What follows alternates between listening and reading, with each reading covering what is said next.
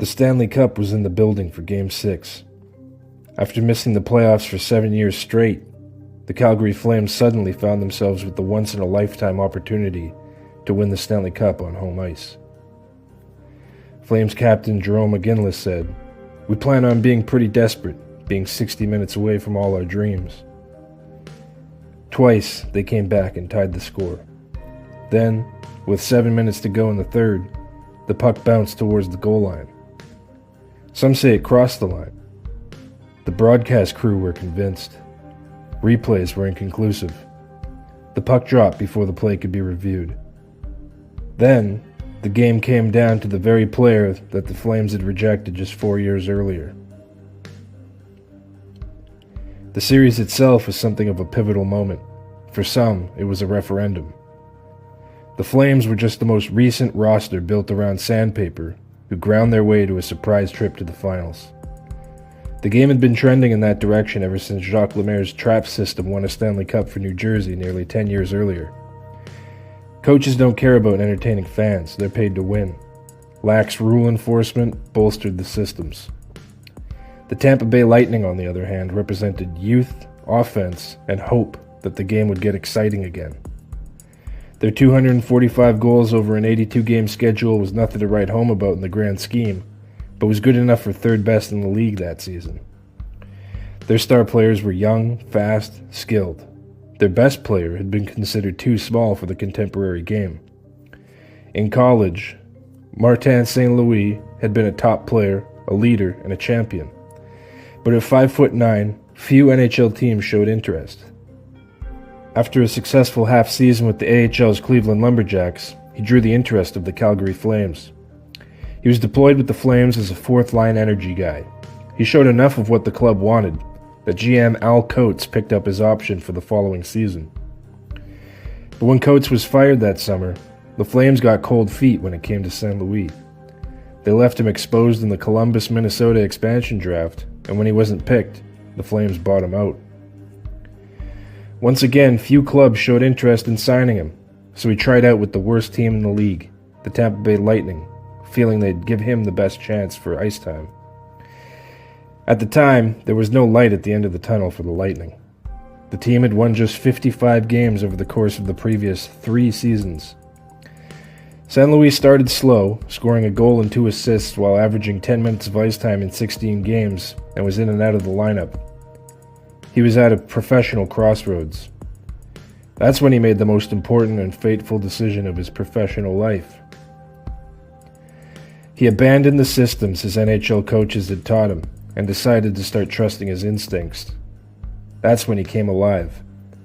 He picked up 17 goals and 37 points in the final 62 games of the season and was never healthy scratched again. By the end of the year, he was playing upwards of 20 minutes a night. In 2003, he found another gear playing on the MVP line with Vinny Lecavalier and Vinny Prospal. The Lightning had represented the dregs of the league in a bad era. Suddenly, they were a playoff team. They'd even won a round. By 2004, Prospal was gone, but St. Louis' production went parabolic as he won the Art Ross Trophy. Lightning coach John Tortorella had challenged his team for being satisfied with the second-round exit. The Stanley Cup final appearance represented their response to that challenge. By Game 6 of the final, the Lightning had won 60 games that season alone. In many ways, St. Louis' career trajectory was a direct rebuke of the clutching and grabbing, obstruction and intimidation-driven strategy that had propelled Calgary to the Stanley Cup final.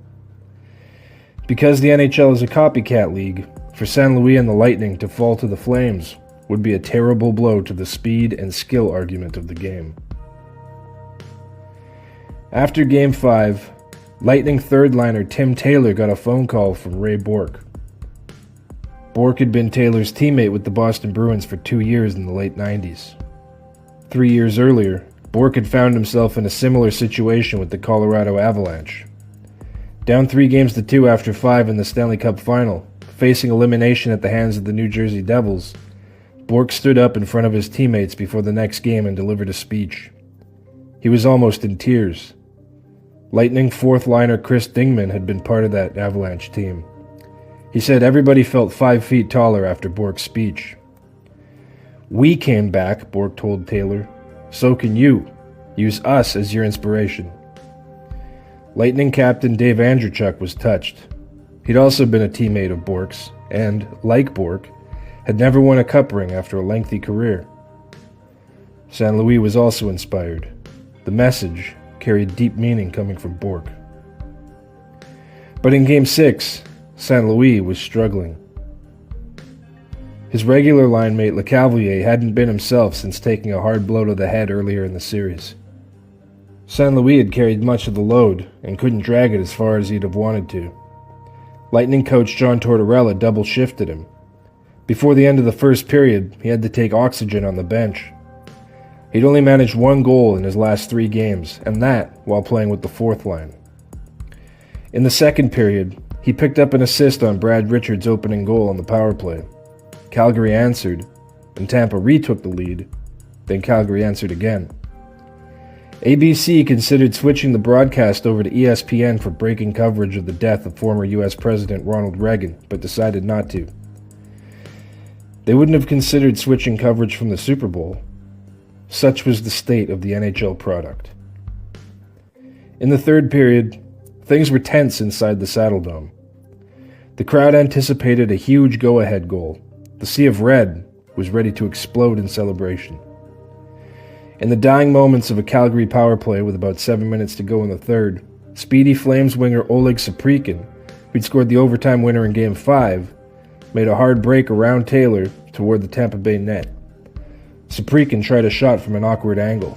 Lightning goalie Nikolai Habibulin made the save, but the rebound jumped out front and hit Flames winger Marty Gelinas on the skate. The puck bounced off Gelinas' foot toward the open net, and Habibulin made a desperation kick save. And this is the point of contention.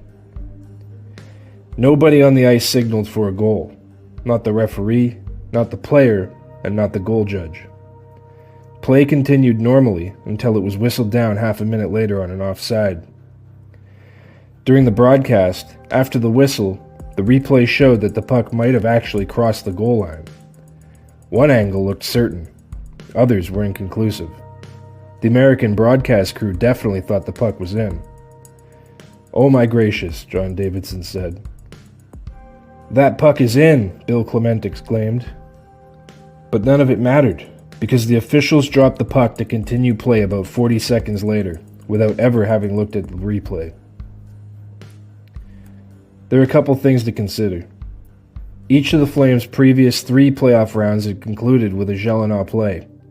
In Calgary, they called him the Eliminator. On replay, it looked like he'd done it again.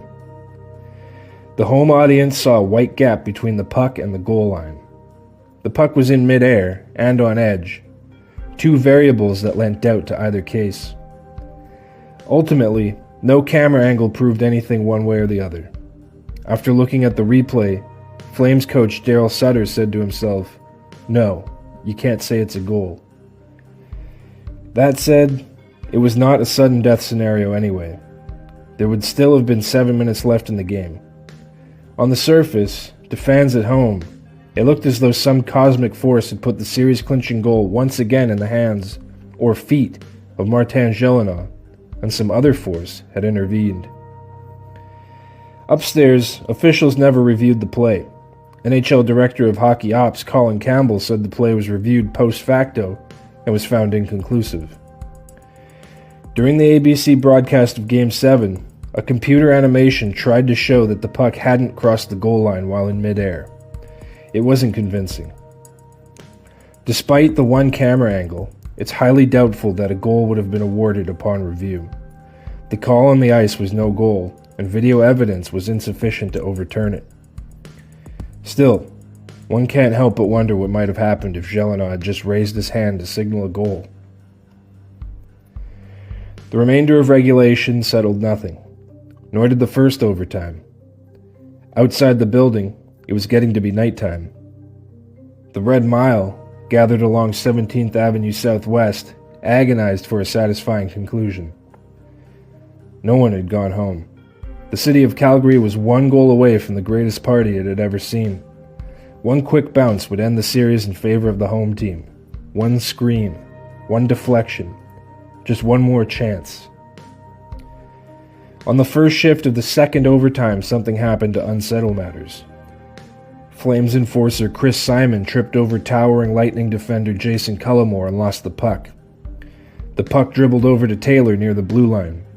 Taylor put the puck on net. The puck rebounded off Flames goalie Mika Kiprasov right to St. Louis in front.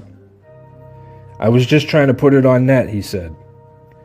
For 80 minutes and 30 seconds, St. Louis hadn't had a shot on goal. "I was waiting to see if the rebound would come," he said. "It wasn't a good angle to shoot, but I just thought to throw it on net. You never know." He lifted the puck up and over Kiprasov to end the game. The Red Mile collapsed and dissipated quietly, at first. Then, something even more amazing started to happen. Slowly at first, but growing in waves. After a couple moments, the Flames faithful put on a display of jubilance. A joyful noise of horn blowing and grateful cheers filled the streets of Calgary on that night. After all, there was still one game left to play. In a game in early December, Penguins hard-driving rookie Gregg slammed Maple Leafs forward Guy "Mouse" Trottier into the fence, separating his shoulder.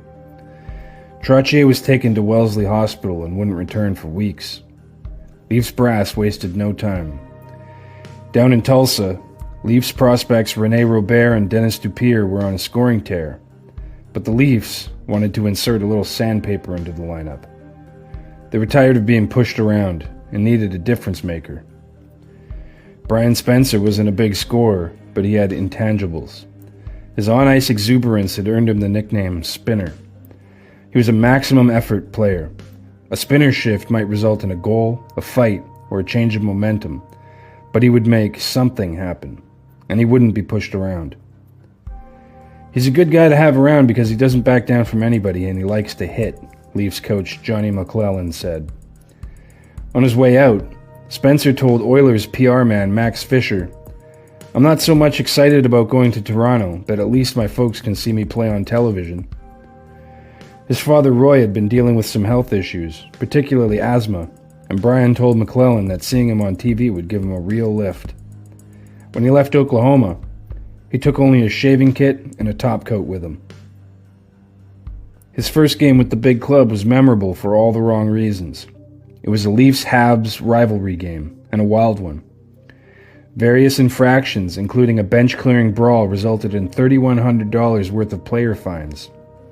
It doesn't sound like much until you find out that each fine was worth only $50 to $100. At one point, Spencer got into a bout with Habs defenseman Terry Harper. Sticks came up. Harper hit Spencer across the back with his stick. Spencer turned around and pummeled Harper. Spencer was assessed both high-sticking and fighting majors. Toronto ended up winning the game 4-0. Back in Tulsa the next day, Spencer's wife gave birth to a girl, whom they named Andrea. Back home in Fort St. James, BC, Spencer had called his father Roy and told him to watch the Leafs game on Hockey Night in Canada. Brian was going to be interviewed between periods that night. Roy was beaming. He sent a telegram to his son before the game. He had installed a large antenna to pick up the CBC from Prince George. He even invited a bunch of his buddies over to watch the game. There would be enough beer for everyone. But when the broadcast started, the CBC was airing a game featuring the new expansion team in Vancouver throughout the province. Embarrassed and outraged, Roy tried calling CKPG, the Prince George station that broadcasted the CBC, and complained about the telecast, demanding they show the Toronto game instead. He became irate, name-calling the person on the other end, and threatened to come down to the station later. The station refused, of course, and this is where most stories end. But this story didn't end there. Roy Spencer loaded up his 9mm Magnum pistol, got into his pickup truck, and drove 85 miles to CKPG. When he got there, he waited an indeterminate amount of time before spotting newsman Tom Hertold heading toward the entrance. Roy Spencer approached him and told him he'd called earlier for the station to change the hockey broadcast, and they'd done nothing about it. "I don't like the CBC's hockey games," Spencer said. "Why don't you broadcast more Toronto games?" Hartle told Spencer that he had nothing to do with the hockey broadcast, then turned to enter the building. At first, Hartle tried to block the doorway and lock it behind him. That's when he felt the gun barrel press against his back. He had the hammer pulled back, Hartle said. It was cocked and he was going to use it. Inside the building lobby, they encountered receptionist Carol Russell speaking on the phone. "Put the phone down," Hartle said. "This man has a gun." Spencer pushed past Hartle and ripped the receiver out of Russell's hand. Then he pulled the cord from the wall. That's when Hartle ran 10 yards down the hall to the radio newsroom. "A guy down there has a gun," he said. "Call the police." Outside of British Columbia, the rest of Canada was treated to the Leafs' 2-1 win over Chicago. Between the second and third periods, Brian Spencer was all smiles as he spoke with host Ward Cornell. Spencer mentioned Fort St. James and his goal of sticking with the Leafs and maybe even chipping in with 15 goals. Cornell asked Spencer if the Leafs had asked him to do a little thumping after his emergency call-up. "And not really," Spencer said, "but it always turns out that way." Roy Spencer held 3 men at gunpoint, demanding they change the feed to the Toronto game. One of those men was Russell's fiancée, Stu Fawcett. At first, Spencer's nerves were steady. Obviously, he didn't seem stable, but he seemed basically under control. When program director Don Prentice was summoned, Fawcett told him, "This gentleman has a problem that he'd like to discuss with us." Spencer repeated his demand. "I am very disturbed about the CBC," he told Prentice. "There is going to be a revolution all over this country because of the CBC." The hostages tried to explain to Spencer how network affiliate broadcasts work. Spencer was told that they only get one feed, and that feed was the Canucks game. There was no alternative. At this point, Spencer aimed the gun at the floor. Prentice said that Spencer was stone sober but shaking like a leaf. One observer said his speech was jerky.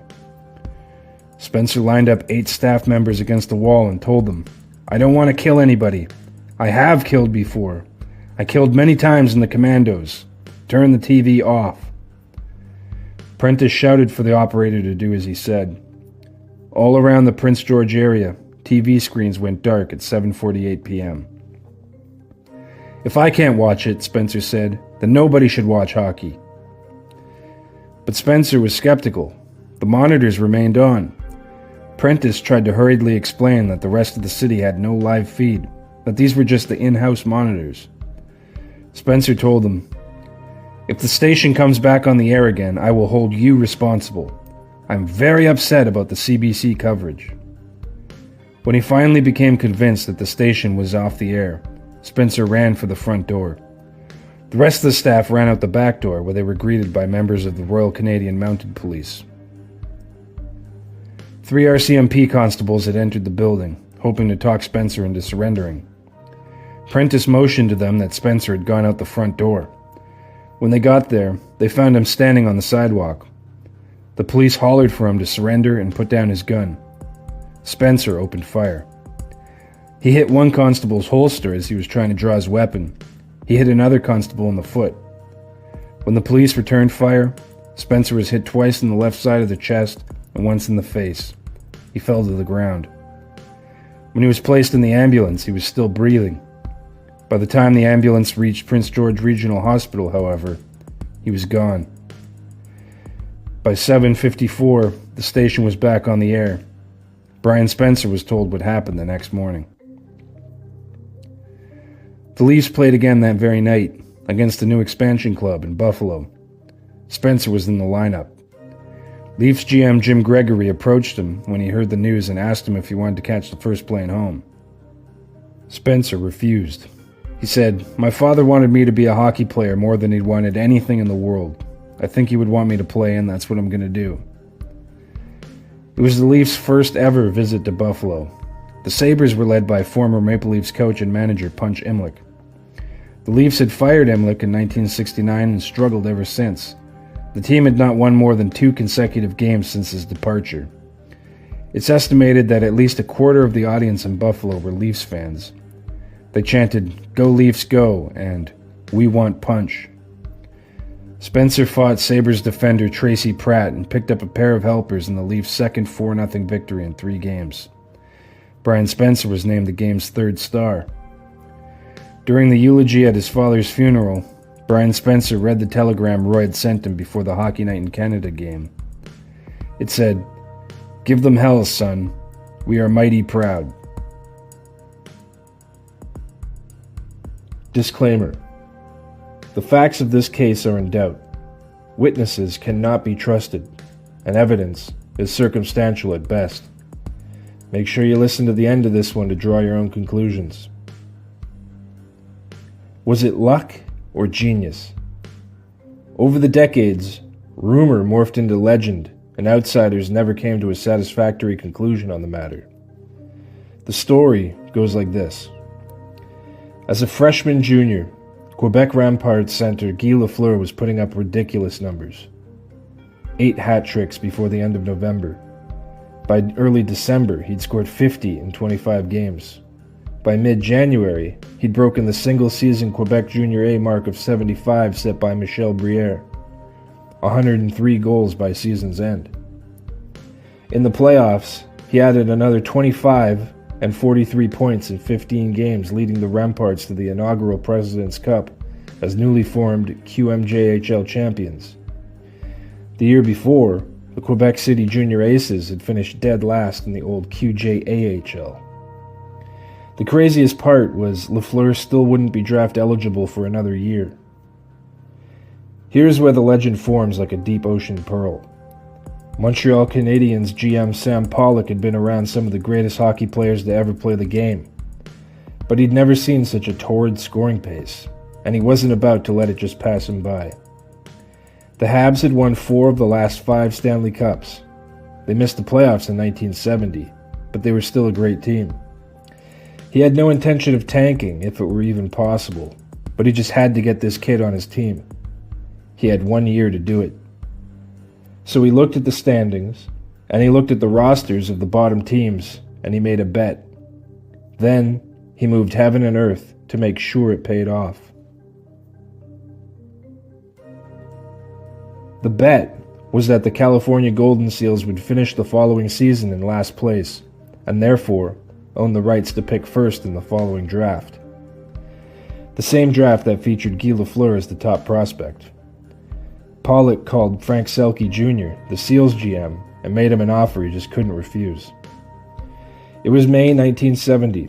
The amateur draft was right around the corner. The Seals had made the playoffs in 1970. For more on that story, see our Michel Briere and Ted Hampson segments. With a new team owner and snazzy new unis, the Seals considered themselves a club on the rise. They coveted junior star Chris Oddleifson, but didn't have a first-round pick to get him. It turned out they had traded away their first-round pick that year to Pollock and the Canadiens. By 1968, the Seals had already traded their first picks in 1968, 70, and 72 to Montreal in various deals. The Seals were eager to trade back up into the first round to land their man. So, Selke went back to his favorite trading partner in Sam Pollock to see if something could be done. The Habs graciously agreed to send their 10th overall pick to Oakland in exchange for Oakland's first rounder in the next year's draft.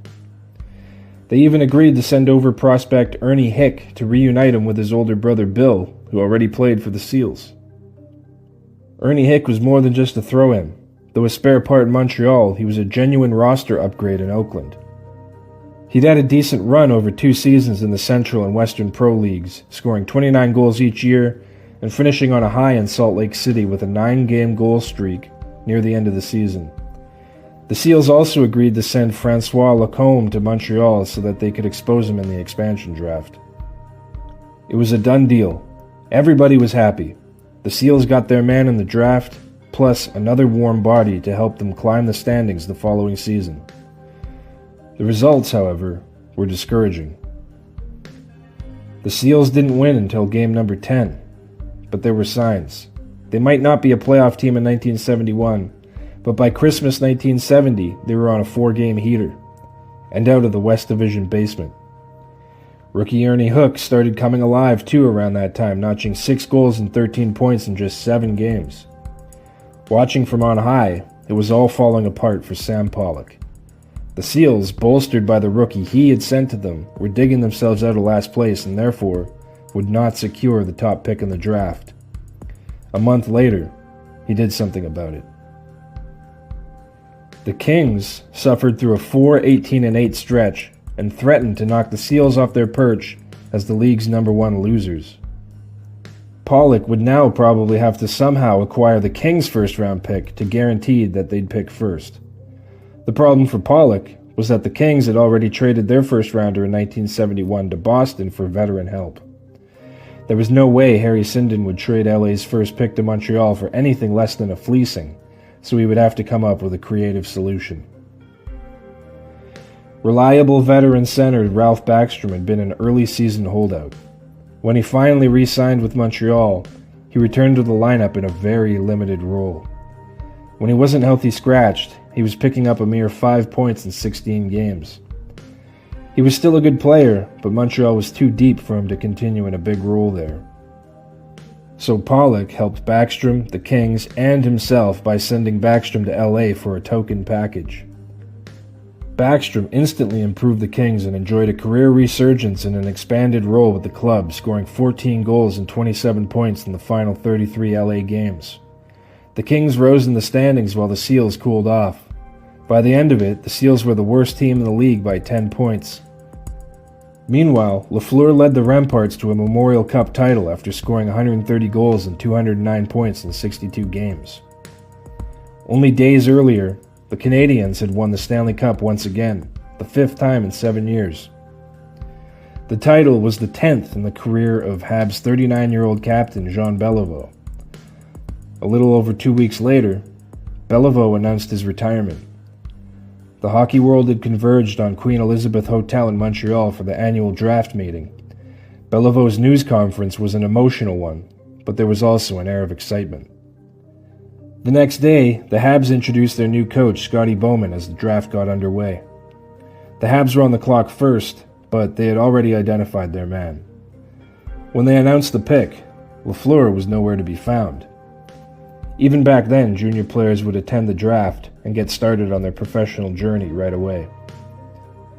As Detroit announced their selection at number 2 overall, Marcel Dion, Lafleur was rushing down a hotel corridor with baggage and parents in tow. "I'm sorry I missed it," Lafleur said breathlessly, "but I feel a great relief now. All I've heard the last few weeks is how I'm going to be drafted first and all that. I think it's easier playing hockey." Right away, the Habs expected big things from their hard-won #1 selection. "Lafleur is a smart player," Chief Scout Claude Ruel said. "He carries the puck, he's tough, and he backchecks too. He never lets his team down, and that's the mark of a star." Expectations were high on both ends. When asked about his first pro contract, Lafleur said, "How much do you think I'm worth? How much do you think I'll get? I'll tell you. It won't be for less than what I was making with the Remparts." Lafleur signed a 2-year pact worth $105,000, $25,000 per season, with a $55,000 signing bonus. The club offered him jersey number 4 for continuity's sake, but he refused, opting for number 10 instead. In his first 3 seasons in Montreal, Lafleur performed well, scoring 64, 55, and 56 points, but he hadn't taken off the way he was expected to. Going from 130 goals to 29 from one season to the next must have felt like whiplash. Some rumbled that the Habs had made the wrong pick. Over in Detroit, Dion was doing a brisk business on offense, putting together seasons of 77, 90, and 78 points. The following season, however, Lafleur would ditch the helmet he'd been wearing, unleash his golden flow, and seemingly symbolically, his offensive gifts along with it. Both Dion, the Little Beaver, and Lafleur, the Blonde Demon, exploded for 100 points that year and went on to enjoy Hall of Fame careers. But what if the Seals had kept the pick? What happens if Lafleur plays in Northern California? Would he have enjoyed a 100-point explosion? The Seals had a knack for rushing young players and harming their development, then trading them away before things turned around. It could go one of two ways.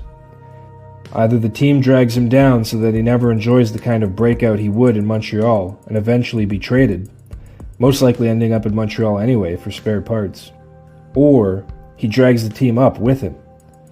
He injects excitement into the city, his creativity is unleashed even earlier, and the Seals start selling tickets. The Seals survive, they never move. Suddenly everything changes. There's no Sharks, and probably no Minnesota North Stars by the end of the 1970s either. It becomes a fever dream. It's impossible to say what might have been, but if I had to guess based on precedent, I'd say that the Seals would probably have found a way to mess up Lafleur's development. And though he still winds up a Cup champion and Hall of Famer with Montreal, it's possible that his explosion is delayed by a year or two. Anyway, it's fun to speculate. When the Seals and the 5 other new expansion teams were brought into the NHL in 1967, Pollock proposed a rule that would prevent the new teams from trading away their first-round draft picks. The other 5 original 6 clubs rejected the proposal. By trading away reserve players, Pollock ended up stockpiling 17 first-round picks between 1969 and 1974, restocking an aging dynasty and ushering in a new one, as if by fiat. The Lafleur pick trade was his masterpiece. An argument can be made that it, and the orchestration surrounding it, was the greatest move a GM ever made. But was the story even true? That's the legend version of the story. Pollock himself told a different version. In his words, in 1969-1970, the Seals finished 4th in their division after a strong second-place finish the previous season. They definitely were a team on their way to good things, and many thought they could win the West Division. There's no way I could have predicted that the Seals would be last in the NHL, and we would have their draft pick number 1 overall. Sometimes in hockey, it's better to be lucky than good. As far as the rumor that Pollock sent Backstrom to LA to bolster their place in the standings and ensure the Montreal would get the first pick, Pollock said, "Fiction, pure fiction, and stronger words if you want them. Ralph will verify this. For personal reasons, Ralph wanted to move to a team on the West Coast and we talked about it. The Kings were the only team to make an offer for him." Strong language, but there's a possibility that he was just being humble or diplomatic. The truth was Backstrom didn't dramatically improve the Kings overnight, as the legend states. In the 45 games before the trade, the Kings nursed a .400 winning percentage. Their winning percentage increased to .409 in the 33 games after the trade. If Pollock was attempting to orchestrate movement in the standings, he did a fairly poor job of it. Unless, of course, he just needed the Kings to tread water, while the Seals forgot how to swim. And Pollock didn't win every bet. Many of those 17 first-rounders turned into washouts. Sometimes when a shrewd manager with a keen hockey mind meets the mythmakers and storytellers, he stops being a man and becomes an evil genius. Sometimes we craft stories and legends because we want to believe them, because we hate the thought that some are just lucky and others aren't. It seems unfair. Sometimes that's just the way she goes. Before we move on, if you enjoy these quiet late-night hockey stories, consider subscribing to Cold Case Hockey for many more to come. And if you'd like to support the channel further, memberships are now live. Thanks for listening, and now, back to the video. In 1981, Montreal Canadiens management combed over all 21 NHL clubs. They only had one shot at this. They were trying to make a bet. They looked at rosters, ownership, and management. Who was stable, who wasn't? Who was young, who was old? Who had a chance to improve over the next couple of seasons? And who were on the decline? They looked at everything they could think of. After the analysis, they came to a satisfying conclusion. By the end of the 1984 season, the Hartford Whalers would be the worst team in the league.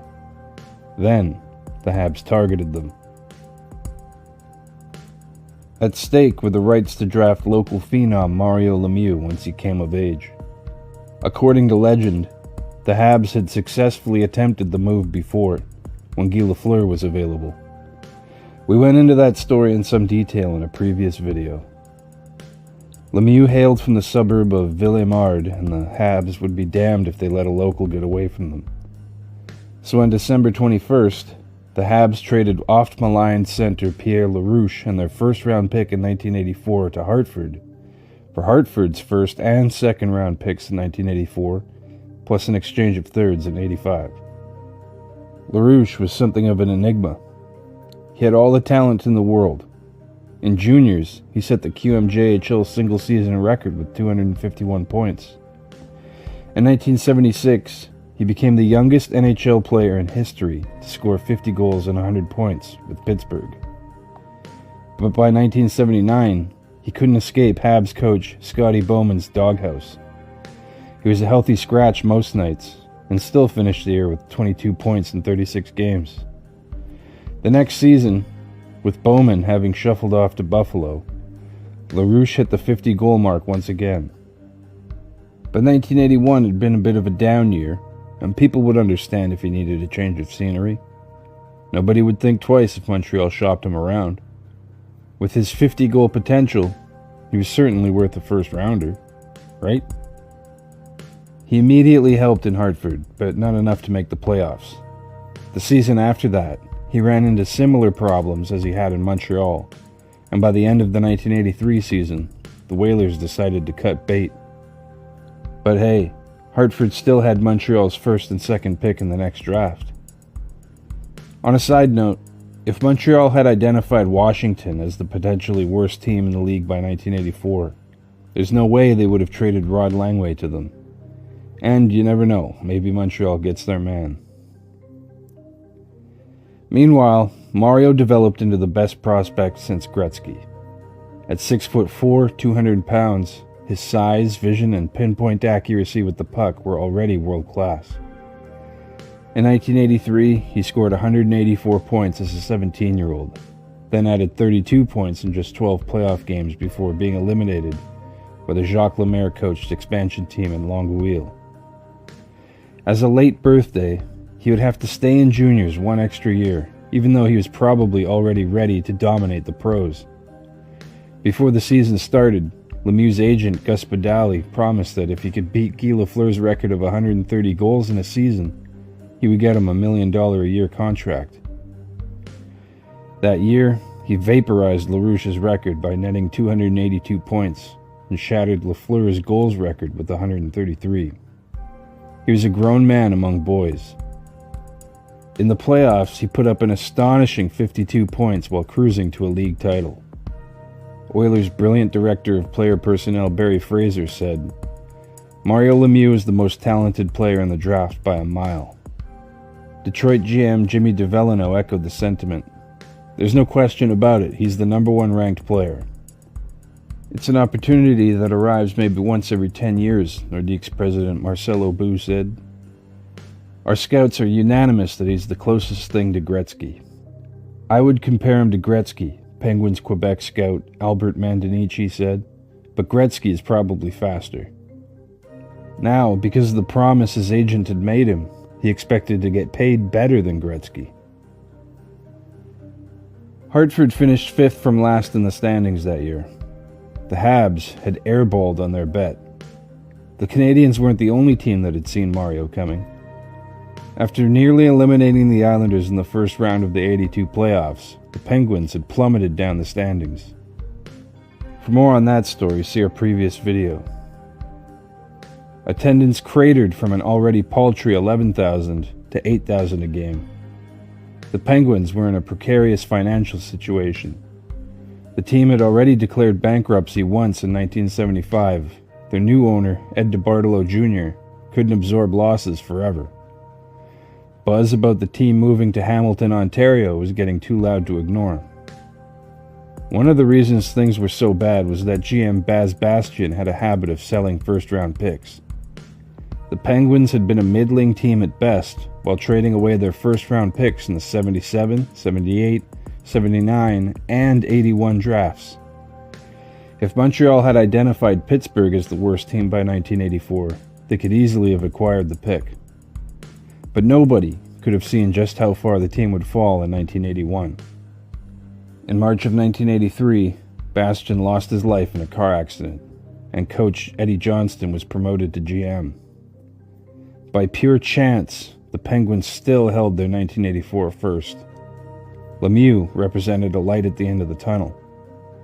Johnston emptied out the roster that year, selling it all in a neck-and-neck race with the equally inept New Jersey Devils for last place. Norris winner Randy Carlyle was traded for a draft pick and futures. When rookie goalie Roberto Romano heated up, he was sent down to the Baltimore Skipjacks. And through it all, Johnston held on to that first-round pick like his life depended on it, because the life of the Penguins did. Attendance had bottomed out to 6,000 a night, with no sellouts. The team was hanging by a financial thread. Johnston had made an incredibly risky and desperate gamble. But when it all sifted out, Pittsburgh had secured last place and the first pick in the draft. The Habs and the Nordiques both tried to make blockbuster trades with the Penguins for that pick. The return would have netted Pittsburgh mountains of cash, draft capital, and immediate roster help. Lou Nanne, GM of the Minnesota North Stars, offered all 12 of the team's 1984 draft picks. Boston had also thrown their hat into the ring. But there was nothing any team could offer the Penguins that could help them more than drafting Mario Lemieux would. The influence that Lemieux is going to have on our franchise is something we need, Penguins GM Eddie Johnston said. It won't just be the Penguins. It will be Mario Lemieux and the Pittsburgh Penguins. Knowing that the Penguins held the pick and that they were going to take him, Lemieux and Badali engaged in early contract negotiations. Lemieux was sorely disappointed with what he heard. Badali had promised $1 million. Pittsburgh couldn't offer that. They simply didn't have the money. Contract talks hit an impasse. On draft day 1984, some 3,000 Pens diehards made the trip to Montreal to see it in person. It was the first NHL draft to be nationally televised. Thousands more watched on closed-circuit TV at the Igloo, including season ticket holders. When Eddie Johnston called his name, Lemieux stood and waved, and then just sat there. He refused to go downstairs and shake Johnston's hand, or even receive the Penguin sweater. When asked, he said, "I don't think they want me enough to go downstairs." At the screening, one unrenewed season ticket holder stood up and shouted, "I'll sign when Lemieux signs." Lemieux was acting on Badali's advice. The gap involved a clause that would increase his salary for any increase in attendance at the Igloo. One day the money would flow, but Lemieux himself would have to be the one to turn the tap. That was understood from the outset. Years later, he expressed regret for how he acted as an 18-year-old. He was doing what he was told was best for him. When he finally signed a week later, his base salary was less than what he was expecting, but it was an investment. Lemieux signed a 2-year deal worth $600,000 per year with a $150,000 signing bonus. At the time, it was the highest dollar contract in team history. Team officials said it was the best thing to happen to the club since its inception. They weren't wrong. Those in Pittsburgh who cared enough to watch knew what a special player they had at his first intra-squad scrimmage. Lemieux's first goal in a Penguins practice jersey was so dazzling, it caused one onlooker to burst out and say, "Our savior has arrived." Johnston had been through it before, as a player in 1966. His Boston Bruins teammates were skeptical of the teenager who people were saying was going to save the franchise. Johnston and the other veterans curbed their enthusiasm until they saw what Bobby Orr could do against NHL players. After the second practice, they were sold. Mario didn't have to wait that long. He would famously score a goal on his first shift in his first game in Boston. At the home opener, 15,741 came out to watch Mario Lemieux and the Pittsburgh Penguins for the first time that counted. By the final tally, attendance clocked in around 10,000 per game on the year. Still low, but up by about 4,000 from the tank year.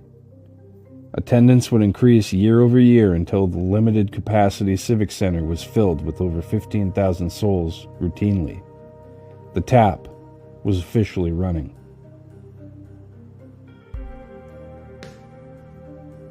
On May 18, 1971, the Chicago Blackhawks hosted the Montreal Canadiens in Game 7 of the Stanley Cup Final. CBS broadcast the game nationwide in prime time, helping to make it one of the most watched NHL games of all time. There was just one problem. Unless you had a ticket, you couldn't watch the game in Chicago.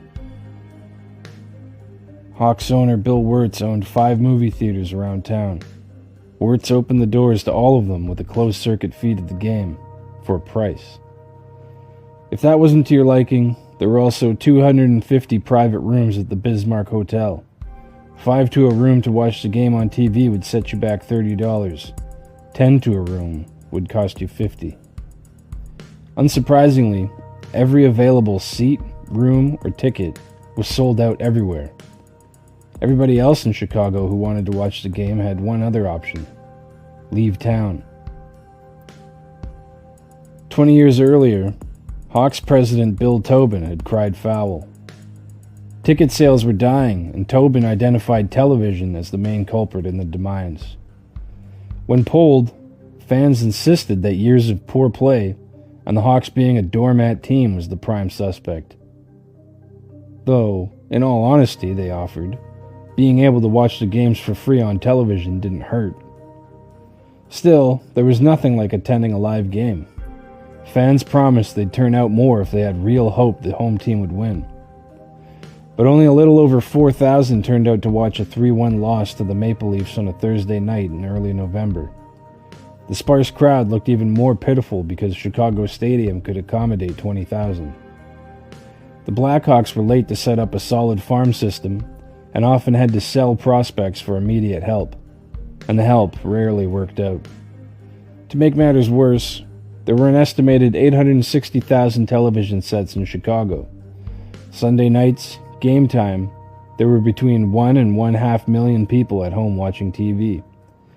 With 7 channels to choose from, they weren't all watching the Blackhawks, but everyone that was represented a lost opportunity to sell a ticket. Store salesmen would convince people to buy a television set on a payment program. He would reason that you could reallocate your live entertainment budget to the TV and get more bang for your buck.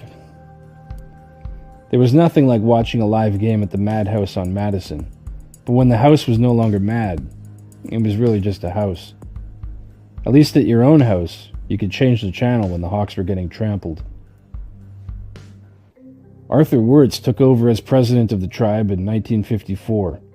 It was around that time that average attendance in Chicago reached its absolute trough. A grudging 6,000 would turn out for games, down 10,000 from only 5 years earlier. For Wirtz, the pattern was clear. This was television's doing. By the late 1950s, his uncompromising policy was to black out every home game locally. That meant no local broadcast of the game, and if you wanted to see it, you had to buy a ticket. It took another 10 years to get that 10,000 back in the seats, even after the team had developed several exciting superstars and won a Stanley Cup championship. Wirtz assumed full ownership of the team in 1966 and turned control of the team over to his son, Bill. Chicagoans soon took to not so affectionately referring to him as Dollar Bill. In 1971, he took the family policy to another level, fighting not just popular will, but City Hall in the process. Game 1 of the Stanley Cup Final was a tense, dramatic affair. The game ended by a 2-1 score after a double overtime goal from Jim Pappin. And if you lived in Chicago, unless you held a ticket of some kind, you missed it. Before the second game, City Council passed a resolution urging the Blackhawks not to exercise their right to black out Hawks games for the remainder of the series. City councilors reasoned that not everybody could obtain or even afford a ticket, and the Blackhawks organization owed it to the fans and the city itself to telecast the games. Dollar Bill's response was as terse as it was rehearsed. it was family policy that it would be unfair to ticket holders to broadcast the games after tickets had already been sold. The bizarre logic assumed that Hawks fans would prefer to watch the games at home on television. More likely, the Wirtzes were annoyed at the thought that they couldn't charge for parking if the family car was parked in the driveway, and they couldn't charge for beer if it came out of the family fridge. Dollar Bill had an economics degree from Brown University. It's safe to say that he was trying to maximize profitability of the asset, but he underestimated the human factor that loyalty brings when people believe they are being treated fairly. It's something that his son Rocky would only get a chance to prove after Bill's death. Tickets at the Bismarck, Berwyn, Park Ridge, Beverly, and Loop theaters went for $6, about $50 today. That was up from the $3.50 cost of a regular ticket. All 7,600 seats total were sold out. Room service at the Bismarck Hotel was available to groups watching the game. Beers went for 75 cents a pop. Booze was $1.25.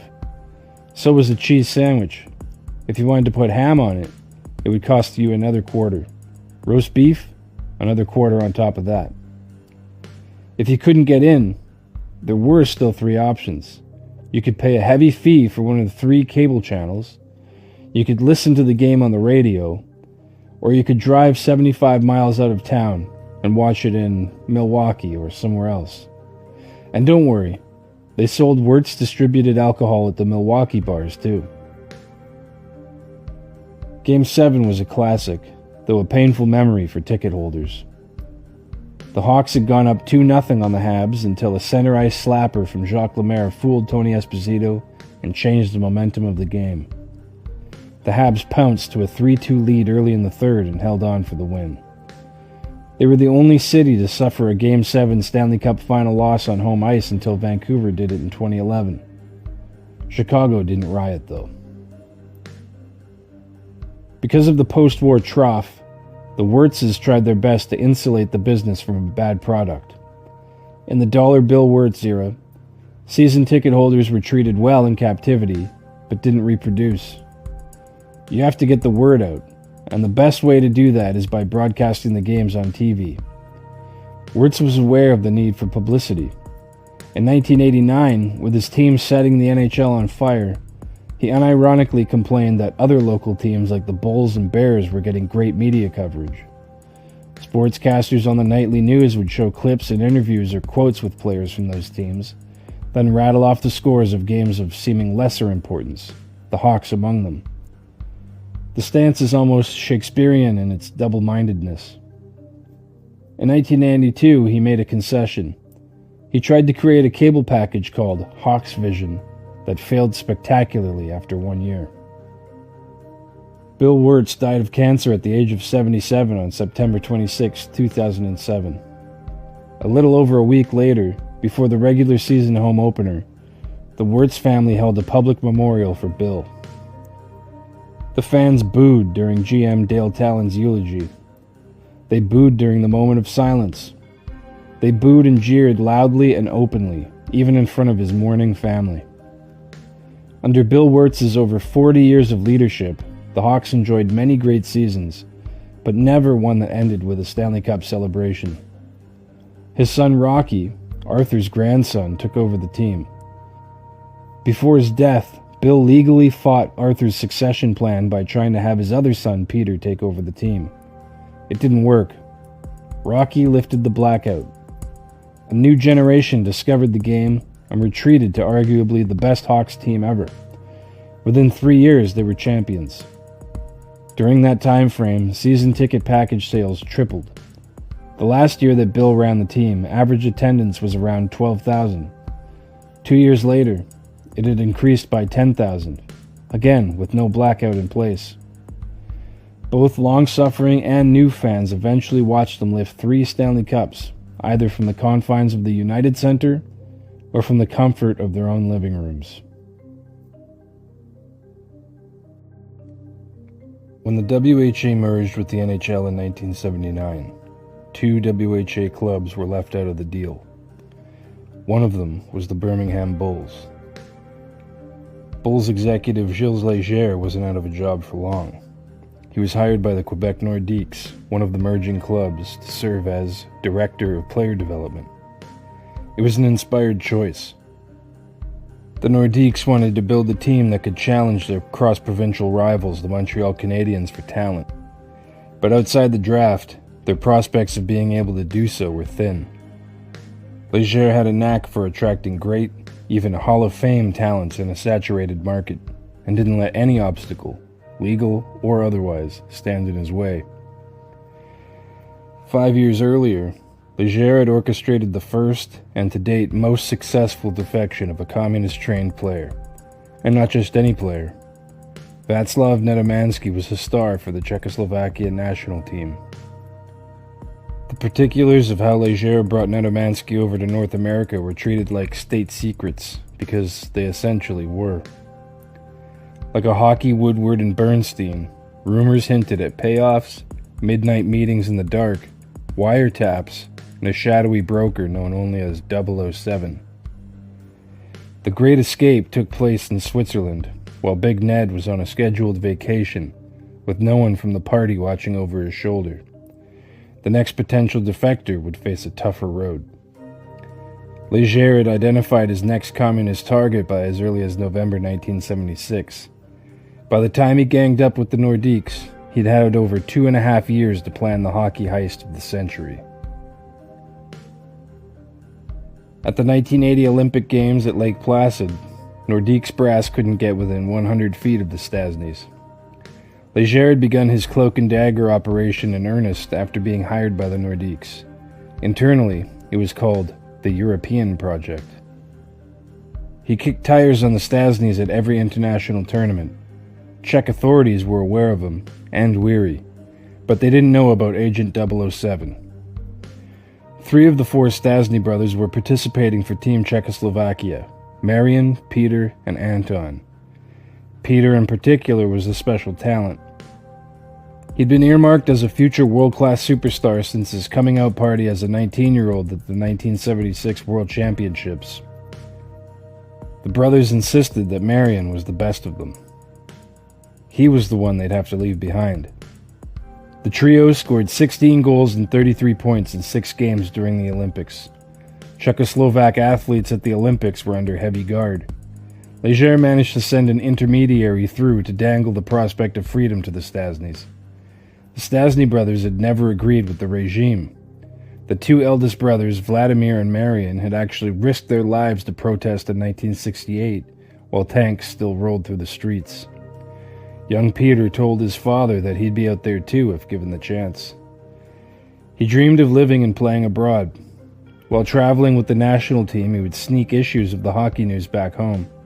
He even patterned his game on a rougher, more NHL-ready style.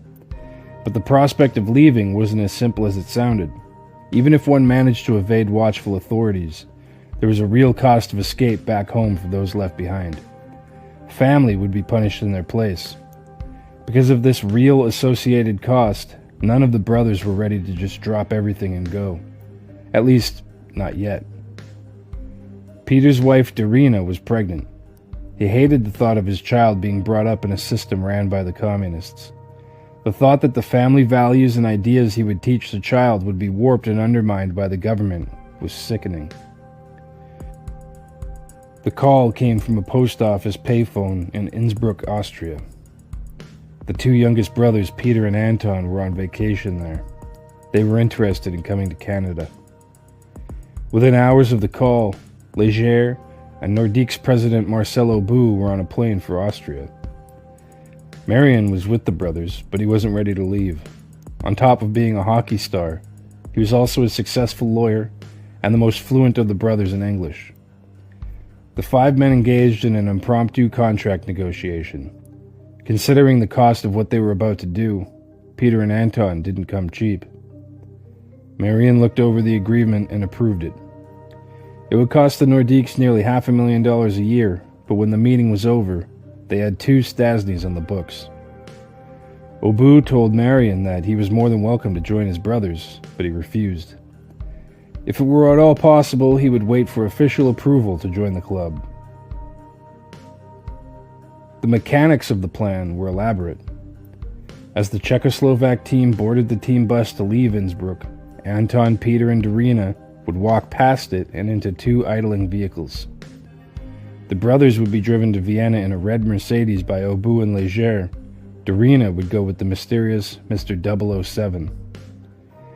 Once in Vienna, the Stasnys were filed away in a room at a Holiday Inn under Obu's name, while Obu and Leger worked out a plan for safe passage at the Canadian Embassy. Czechoslovak secret police spotted the Nordique officials on the way and attempted to intercept them, but they slipped through to the embassy. After arrangements were made, things got messy. Canadian officials evaded Czech police like it was choreographed by William Friedkin. They tore down sidewalks to avoid gridlock and drove the wrong way down one-way streets, rifle-toting communist officials at their heels all the time. When they arrived at the airport, Austrian police escorted the quintet to a plane bound for Montreal. When the plane arrived on August 25, 1980, the quintet was greeted with questions from a waiting mob of reporters. Obu said, "Had I known the dangers, I never would have done it." He wiped his brow and continued, "Had I known that I'd be risking my life and the lives of others, I never would have done it." When Marion arrived back home, it was to a barrage of questions, but not from the press. He was interrogated by police. That first season was legendary. Peter destroyed Brian Trottier's rookie record with 39 goals and 109 points. His 70 assists are still the rookie high standard. Only Teemu Selanne has ever scored more points as a rookie. The brothers would sometimes exasperate Nordique's coach Michel Bergeron. Peter would enter the zone uncontested and would stop up and not even look at the net. It's as if he was saying, "Where's my brother?" Then he'd dish it to Anton. Sometimes Anton would score, sometimes he wouldn't. But Anton proved to be no slouch, with 39 goals of his own and 85 points. The two performed in lockstep. Each one knew where the other would be. Behind the back passes, tap-in goals. In back-to-back games at Vancouver and Washington, both brothers had hat tricks.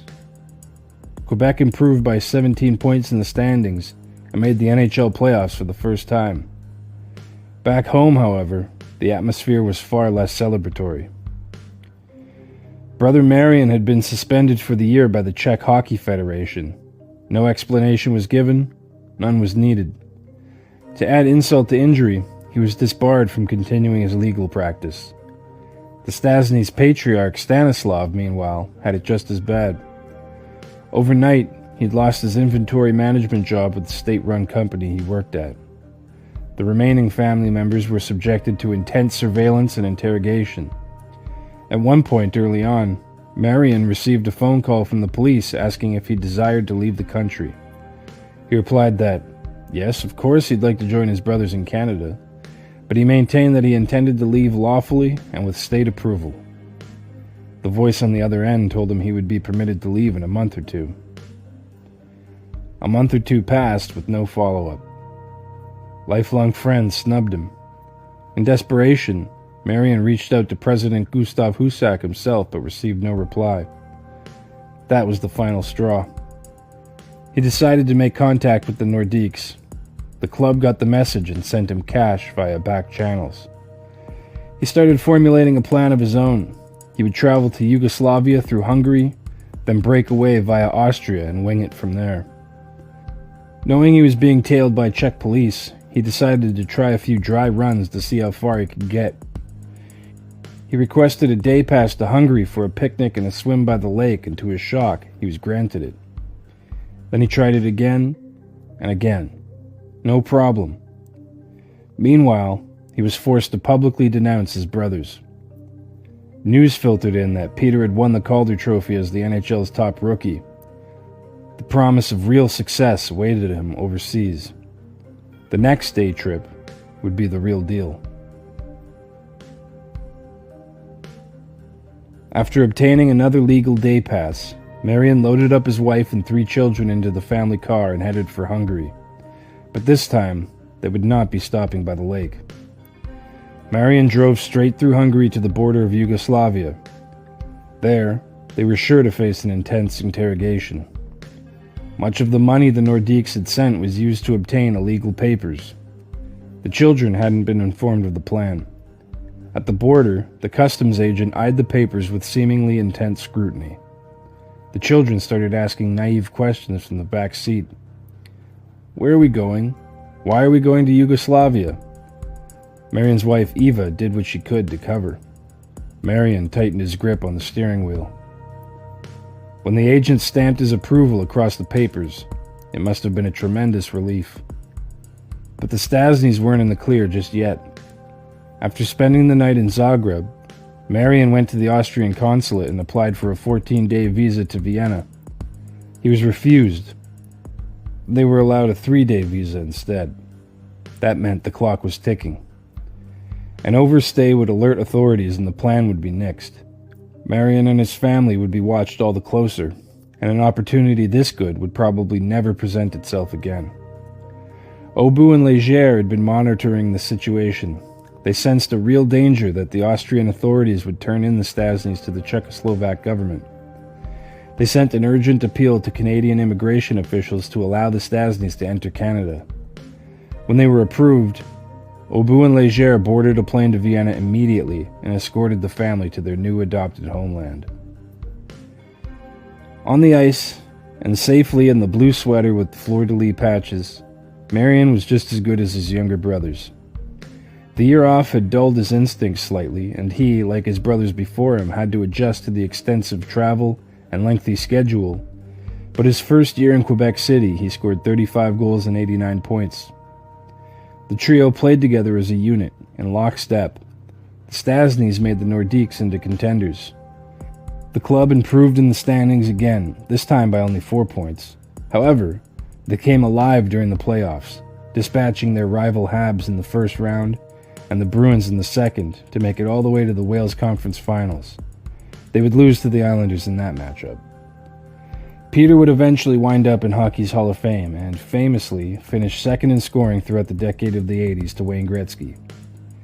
But more important than that, the Stastnys took to Quebec's provincial capital as a European-like city. By December 1981, Marion had opened a discotheque/bar/restaurant in the swanky part of town. The Stastnys risked it all to arrive, and when they did, they proved very quickly that they belonged, proving that talent such as theirs belongs to the world.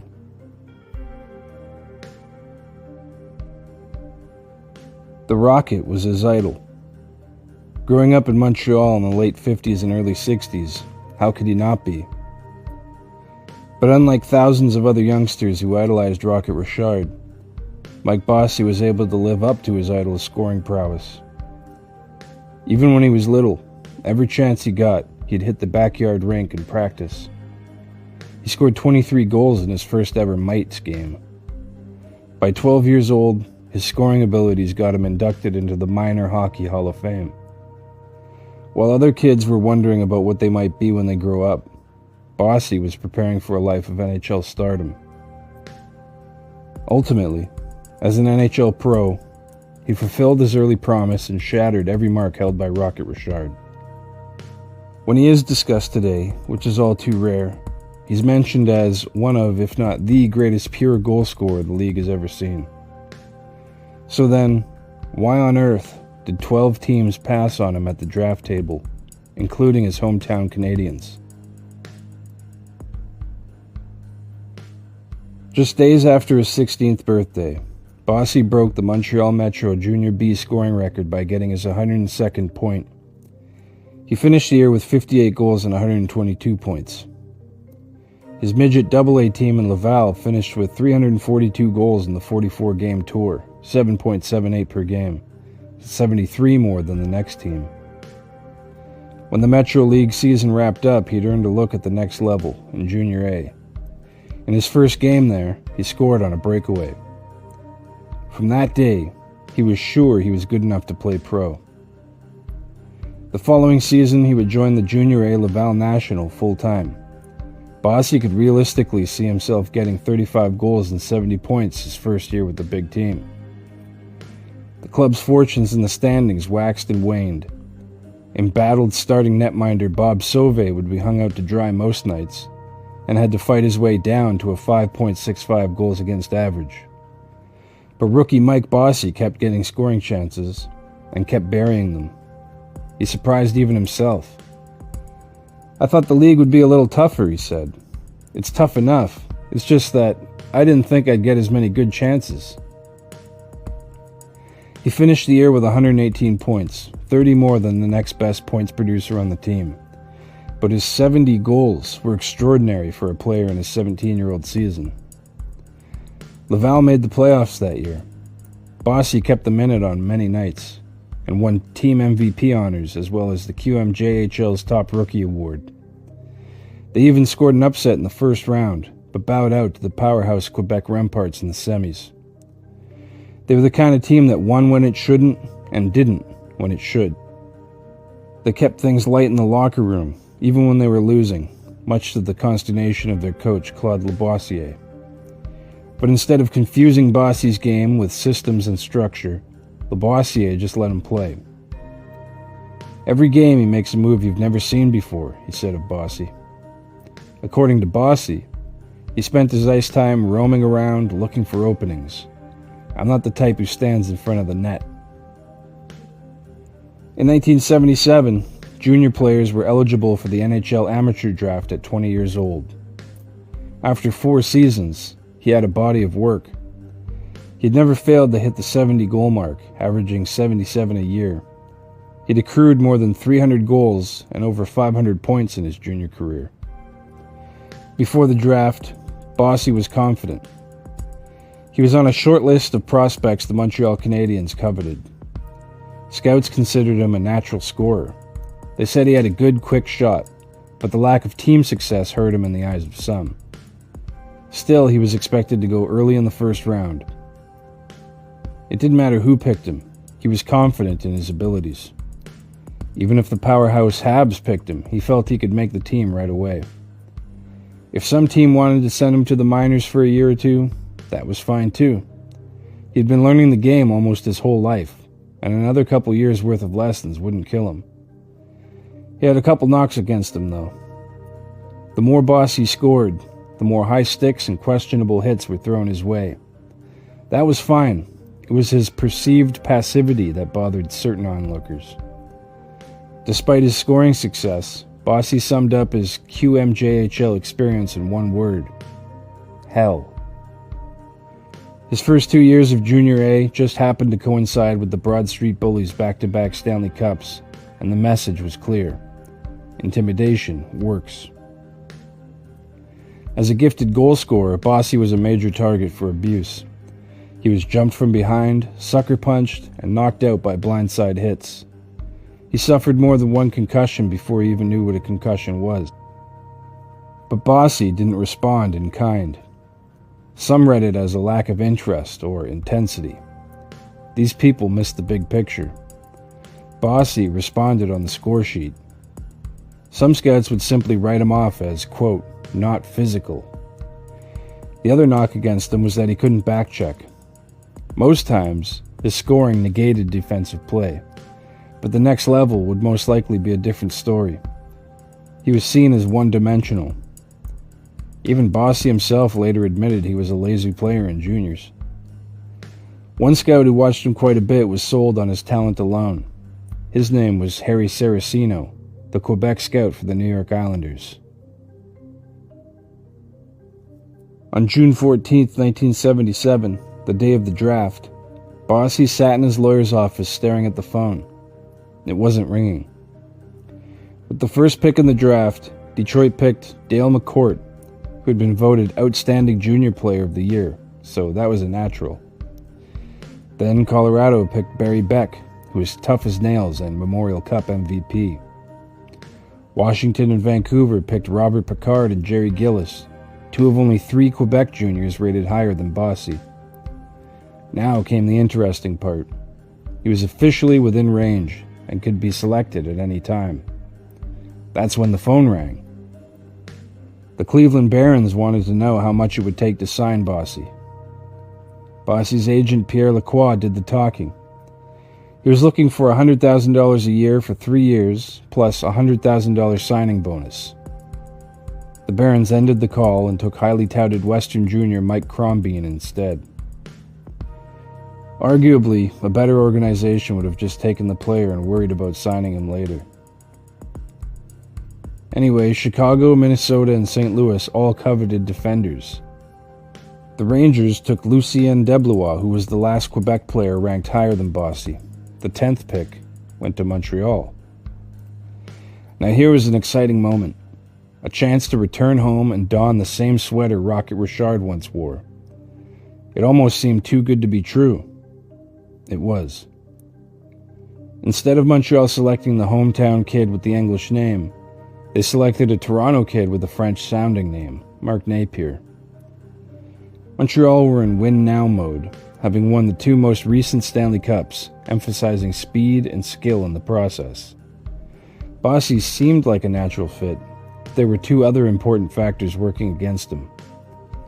One was Scotty Bowman.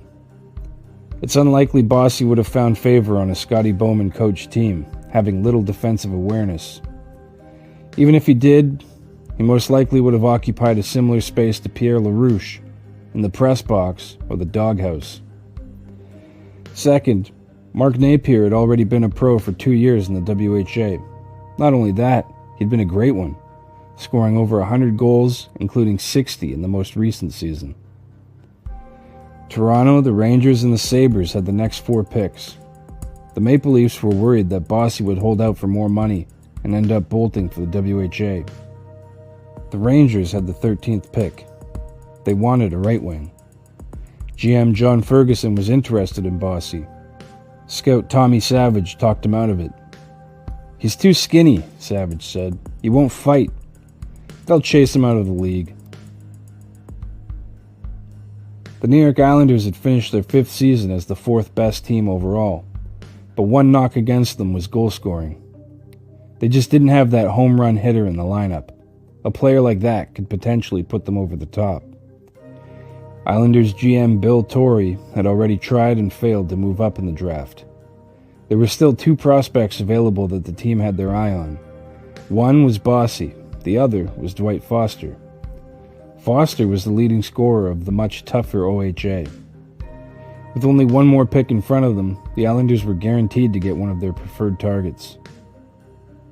The debate about Bossy raged even in Islanders' quarters, but Saraceno was Bossy's bulldog. Every time a team passed on him, Saraceno would get more excited.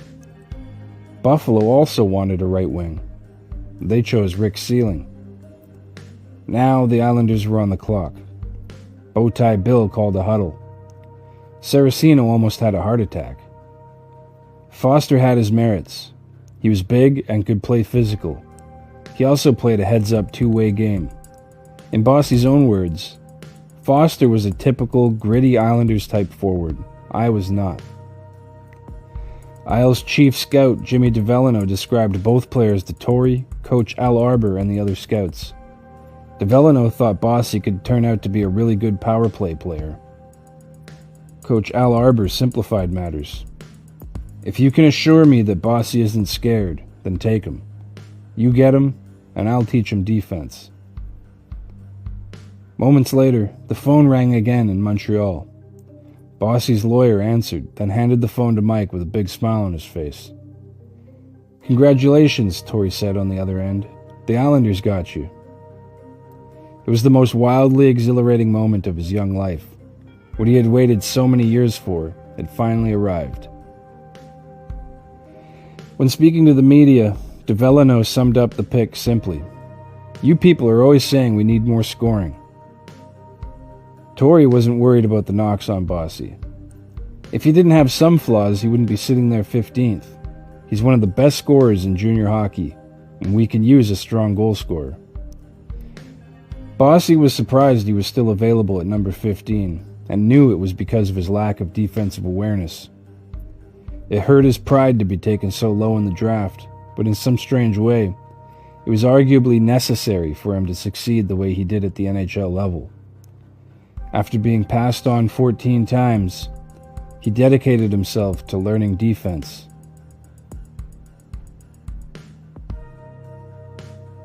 In 1978, 22-year-old med student Randy Gregg was a standout defenseman for the University of Alberta Golden Bears. He also played for the Edmonton Tigers of the Alberta Major Baseball League for 7 seasons. That summer, he led the Tigers to a Canadian national title, slugging 7 homers in 3 contests. It should be noted that Gregg was a pitcher. He wasn't invited to the Canadian national baseball team because he didn't have a scholarship at an American school, but hockey was a different matter. He'd been accepted to U of A as a 16-year-old. He was already in med school when he decided to try out for the hockey team in 1975. He knew it would be impossible to do both medicine and hockey. He also knew he'd be cut from the team long before it mattered. But when the coach gave out team jackets and handed one to Gregg, he knew he'd made it. Thursdays, he was on call in surgery. He'd assist in the OR during the day, then stay on call overnight, then be back to assist again on Fridays until 5 p.m. Game time with the Golden Bears was 7. He'd return home to a home-cooked meal from Mom, power nap for about 3 minutes, then it was off to the rink. He helped the Golden Bears to 2 national collegiate titles and was named Best Intercollegiate Player after his final season in 1979. The school won the Canada West title each of his 4 years there. After graduating from U of A, he received a contract offer from the New York Rangers. It was a 2-year deal worth $100,000 per year, with a large signing bonus. He turned them down. He didn't feel like he was ready to compete in the NHL. Instead, he signed on with Father David Bauer to captain Canada's national team for $4,000 for the year. As a member of Bauer's hockey program, Gregg traveled the world playing hockey, making trips to Europe and Japan. While abroad, Father Bauer encouraged his players to indulge in local culture, cuisine, and museums. Talk to locals, see what the world was about. Bauer was more concerned with developing the man in the uniform than dominating opponents. It made his players want to win for him all the more. All of it was a tune-up for the 1980 Olympics in Lake Placid. It was the first time Canada had iced an Olympic hockey team since boycotting the games in 1968. When they took the ice, they were an afterthought. 3rd in their group, Canada placed 6th overall that year. Disappointed with the performance, Gregg was determined to maintain his amateur status and try again at the next Olympics. He still had yet to complete his medical residency, and the lucrative offer with the Rangers was still on the table. A $50,000 signing bonus right off the bat. But Gregg opted for a different route. His leadership and hulking on-ice presence at the Olympics was noticed by scouts from Japan. He signed with the Kokudo Bunnies. According to Gregg, the owner of the Kokudo team just admired rabbits. He felt they were noble animals. It just felt silly trying to intimidate an opposing player with a bunny on your chest. Like the NHL before expansion, the Japanese league featured 6 teams, 3 in Hokkaido and 3 in Tokyo, Kokudo among the latter. Each team was allowed 2 international players. The circuit had attracted such NHL alumni as brothers Kurt and Harvey Bennett, Gary Monahan, Greg Bodie, and Barry Wilcox, as well as European stars like Yuri Lyapkin and Vladimir Shadrin. Gregg's international teammate with the Bunnies was Finnish star Markku Hakulainen. He made as much money there as he would have in the NHL, but he was able to maintain his amateur status because each of the 6 teams were company teams. Each player was given a nominal position at the club's parent company. They were expected to show up, clock in, and work, but these were ornamental or token positions at best. The salary the players earned in these jobs was ostensibly for their on-ice work. Gregg's role was as assistant hotel manager. He stayed on with the Bunnies' blue line for 2 years, racking up 62 points in 71 games. He also served as player coach for the Bunnies. Before long, he began to sour on his Japanese experience. He found that the younger players were eager to learn, but the older players weren't interested in taking direction from him. He figured that some of his Japanese teammates were talented enough for the NHL, but lacked the will to battle when things got rough.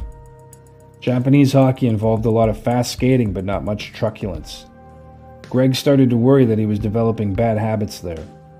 However, before he left, he did what he always did and led the Bunnies to a league title. Throughout his time there, he never lost sight of his goal. His schedule remained grueling. He would fly out from Tokyo on a Friday and be at the Royal Alexandra Hospital on a Monday for his medical interning.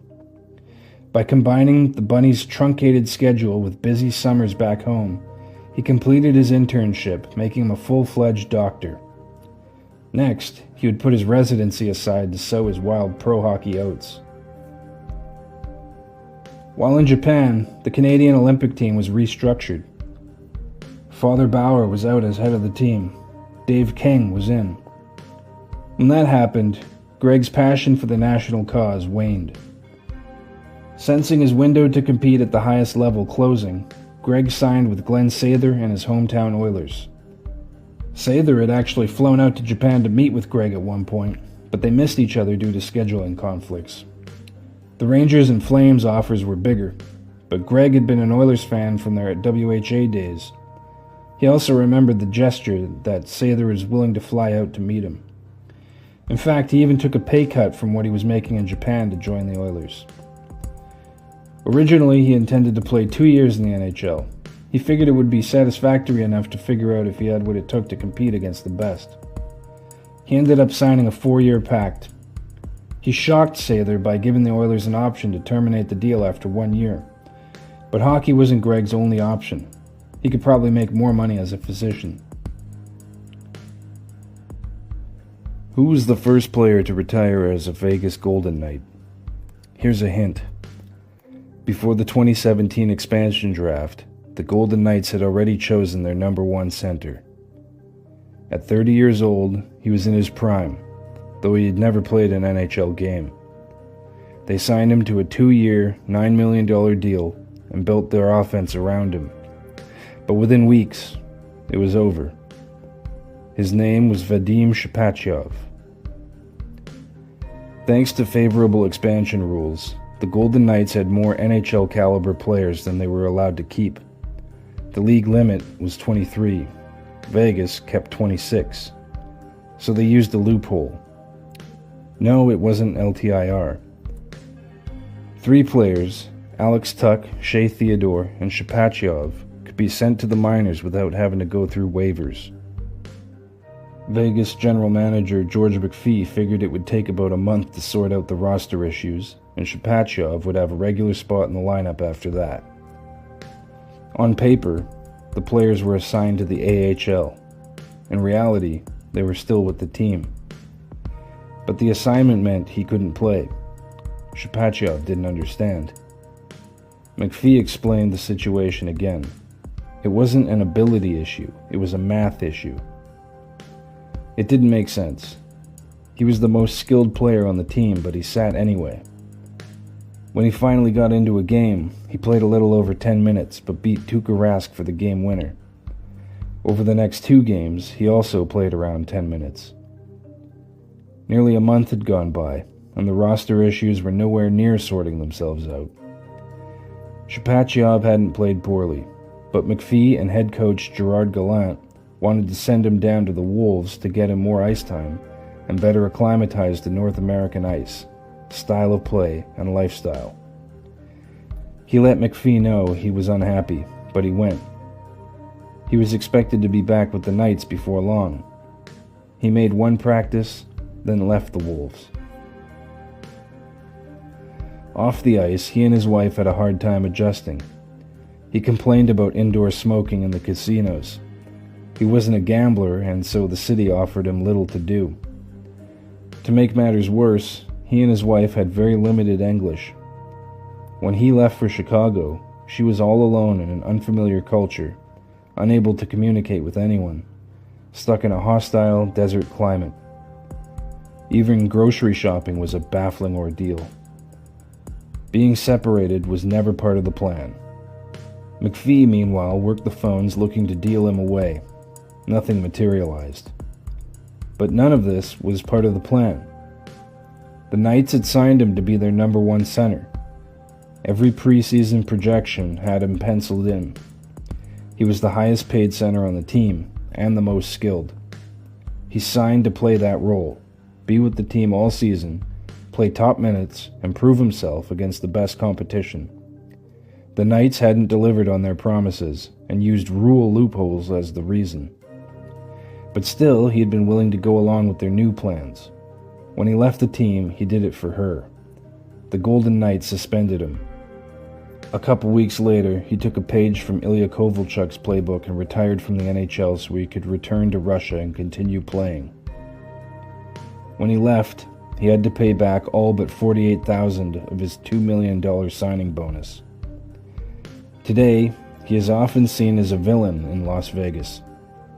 He's a cautionary tale, a whiner, a complainer. He wasn't a team player, didn't want to make the sacrifices to win. But what would you be willing to give up to make your wife happy?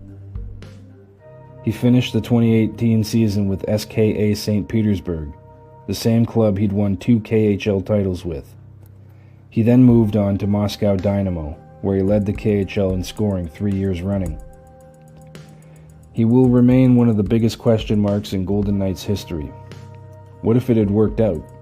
How good could he really have been in the NHL? We'll never know. Currently, he's the all-time leader in games played, assists, and points in KHL history. Quinn Hughes was supposed to end up in New Jersey. Everyone knew it. The Canucks knew it. The Devils were waiting for it. So when he was finally traded, it didn't make sense. At the 2017 NHL entry draft, the Vancouver Canucks selected defenseman Quinn Hughes with the 7th pick. Afterward, photos circulated of Quinn and his 2 younger brothers celebrating in Canucks gear. 4 years later, the New Jersey Devils selected Luke Hughes 4th overall. He was a top prospect, but the pick raised eyebrows. The Devils had already taken Jack Hughes 1st overall and built the team around him. In Vancouver, the Luke selection was seen as a power move, tipping the odds that the brothers would reunite in New Jersey rather than Vancouver. With 2 brothers already together, it felt increasingly unlikely the Canucks would keep Quinn long-term. And that was a problem. Hughes was their best player, arguably in franchise history. The Canucks had 2 options: keep him happy and convince him to stay, or trade him for maximum value. Management assumed he wouldn't want to sit through a rebuild, which suited them just fine, because Canucks ownership doesn't do rebuilds. A year after drafting Quinn, team president Trevor Linden was fired for trying to implement one. By early 2023, Quinn was in his 4th season with the Canucks, and it was clear they would miss a 3rd straight postseason. They needed help on the back end, so they traded all-star center Bo Horvat for defensive support. Offensive-minded coach Bruce Boudreau was fired, and the more structured Rick Tocchet was brought in to stabilize things around Quinn. Before the following season, Hughes was named captain. Some questioned the fit. Others pointed to his quiet determination. More conspiratorial voices saw it as insurance, a move to keep him from leaving for New Jersey. With Hughes and Tocchet in place, the Canucks improved immediately. They opened the season by shocking the Oilers in back-to-back games, then rode that momentum to the top of the Pacific Division. By the 30-game mark, Quinn led the NHL in scoring. By the All-Star break, there was a belief in the locker room that the team would win no matter what. The club sent 6 representatives to the All-Star game that year, including Hughes and Tocchet. While there, the club made a fateful trade, sending winger Andrei Kuzmenko to Calgary. I broke down why this seemingly small trade secretly kick-started a Canucks rebuild in my first video on the channel. After the trade, the Canucks declined. The trade tore open a locker room rift that finally resulted in All-Star center JT Miller leaving the team for 10 games and being shipped out not long after that. More recently, Quinn stated that, for him, this was the moment that everything fractured on the team. By the end of the year, Tocchet jumped off the Canucks' sinking ship, refusing to exercise his contract option. The Canucks even offered to make him the highest-paid coach in the league. He still said no. That same summer, Hughes indicated to Canucks team president Jim Rutherford that he wasn't likely to re-sign with the club. Again, the club went into appeasement and damage control mode and essentially allowed Hughes to make the final decision on who the next Canucks coach would be. Hughes gave Tocchet assistant Adam Foote his endorsement. Meanwhile, management spent most of an unproductive summer scrambling to find a second-line center. But the asking price was too high on younger options like Minnesota's Marco Rossi or Anaheim's Mason McTavish. Centers, it turned out, were hard to come by. Half the league was looking for a reliable second-line center. It had only been 2.5 years earlier when the Canucks had not 2, but 3 All-Stars at the position. By September, Canucks management still hadn't solved its lineup issues. Meanwhile, Rutherford was priming the pump for a Hughes trade by suggesting he might want to play with his brothers. During that time, Jack Hughes said in an interview that eventually he would love to play with Quinn, whether that's in New Jersey or somewhere else. When asked to respond to the comment, Quinn reiterated that he wanted to play with his brothers at some point. Canucks fans looked at Quinn's contract that was set to expire in 2 years and fretted.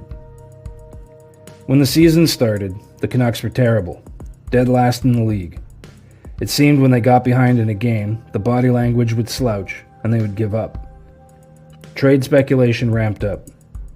New Jersey, Detroit, and Philadelphia all had personal ties to Quinn Hughes and were seen as likely candidates to land him. On the ice, some saw Quinn's body language as fed up. His trademark 1,000-yard stare was getting darker. He looked depressed, but then again, he always looked that way. But his frequent stick smashing declared that he was frustrated with all the losing. He could only do so much himself. Often, he tried to do too much. Chatter in the comment sections read about him being a puck hog. The numbers bore it out.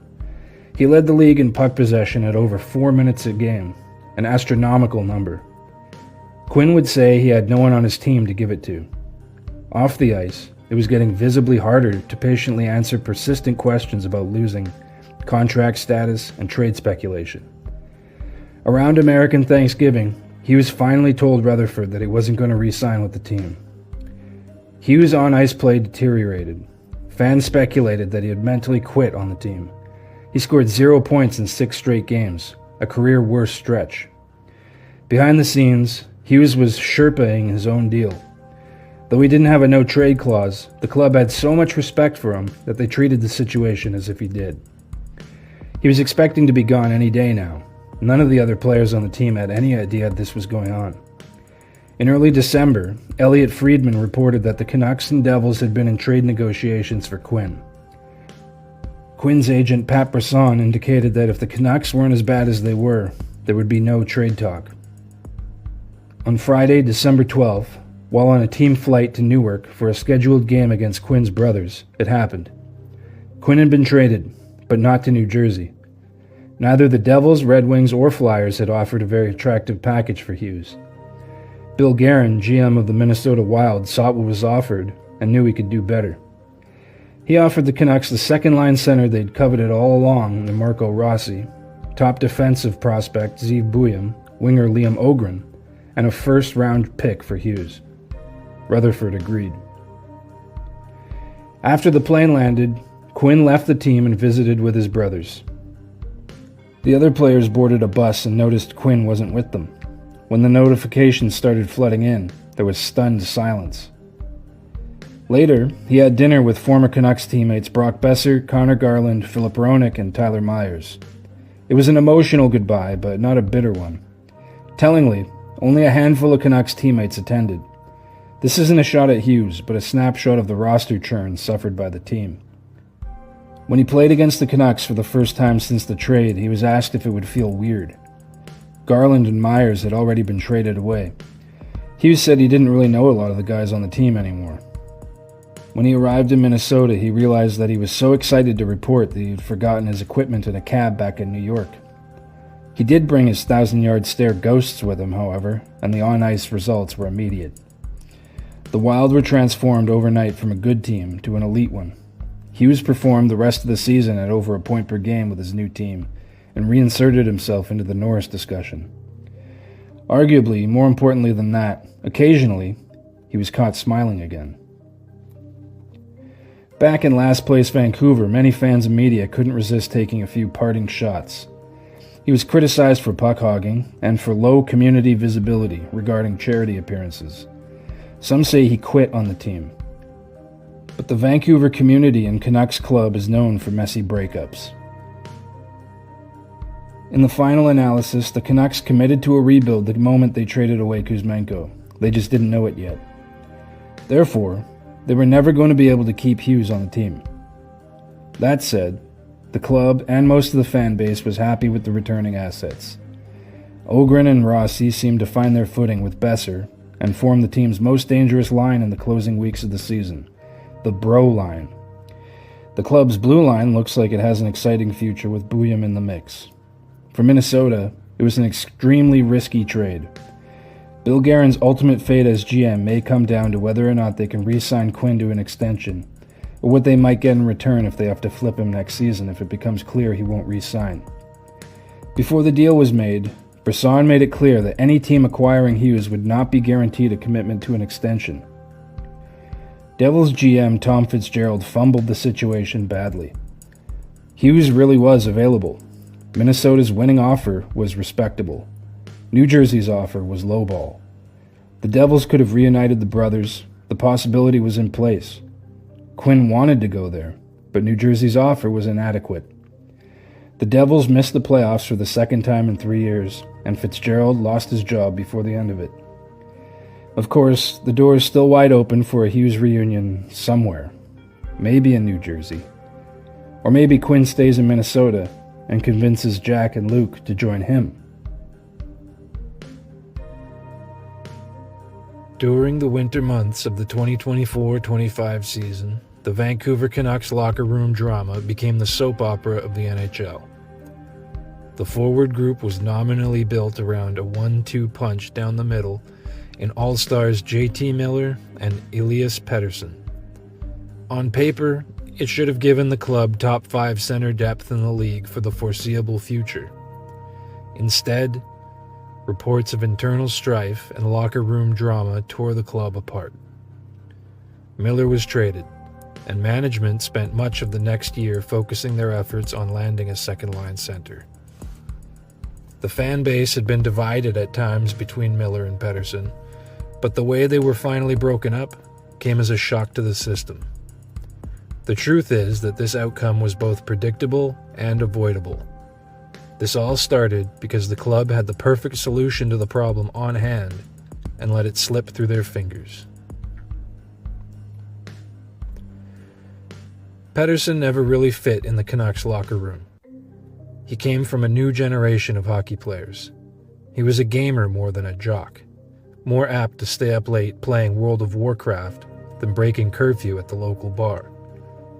Fans and media playfully dubbed him the Alien, because his on-ice skill level was off the charts, and his off-ice personality was more apt to give honest, quirky, or thoughtful responses to questions, rather than the typical canned ones, so familiar for most hockey players. This made him unlike anything they'd seen personality-wise from a world-class athlete. Younger fans, especially those in the gaming community, embraced him because of his perceived weirdness. But on the ice, he had trouble clicking with his teammates. It had been basically taken for granted that his skill set would pair well with young all-star winger Brock Besser. There were flashes that suggested the pair might work. On one memorable play, Petey corralled a loose puck in the Canucks zone. Besser made a fast break towards the Avalanche net while hounded by defenders. Instead of forcing a direct pass, Pettersson fired the puck off the end boards, allowing it to rebound cleanly to Besser, who scored. Besser's amazed reaction to the quick-thinking play of Pettersson said it all. Things looked promising, but these moments were exceptions. Despite the talent on both sides, the two never developed significant chemistry, on or off the ice. Besser was eventually paired with Miller, and the two Americans found a rhythm together that allowed both to thrive. Pettersson, the alien, once again found himself searching for a winger and a place in the locker room. Over the next several seasons, Pettersson established himself as a reliable scorer, producing at a roughly 60-point pace while the organization promised it would find him a suitable running mate, a winger who could operate at his level and see the game the way he did. The search proved elusive. Pettersson's supporters believed, with reason, that he was capable of far more if paired with someone who could keep pace with his instincts. For a long time, that player never arrived. Then, an unexpected opportunity emerged.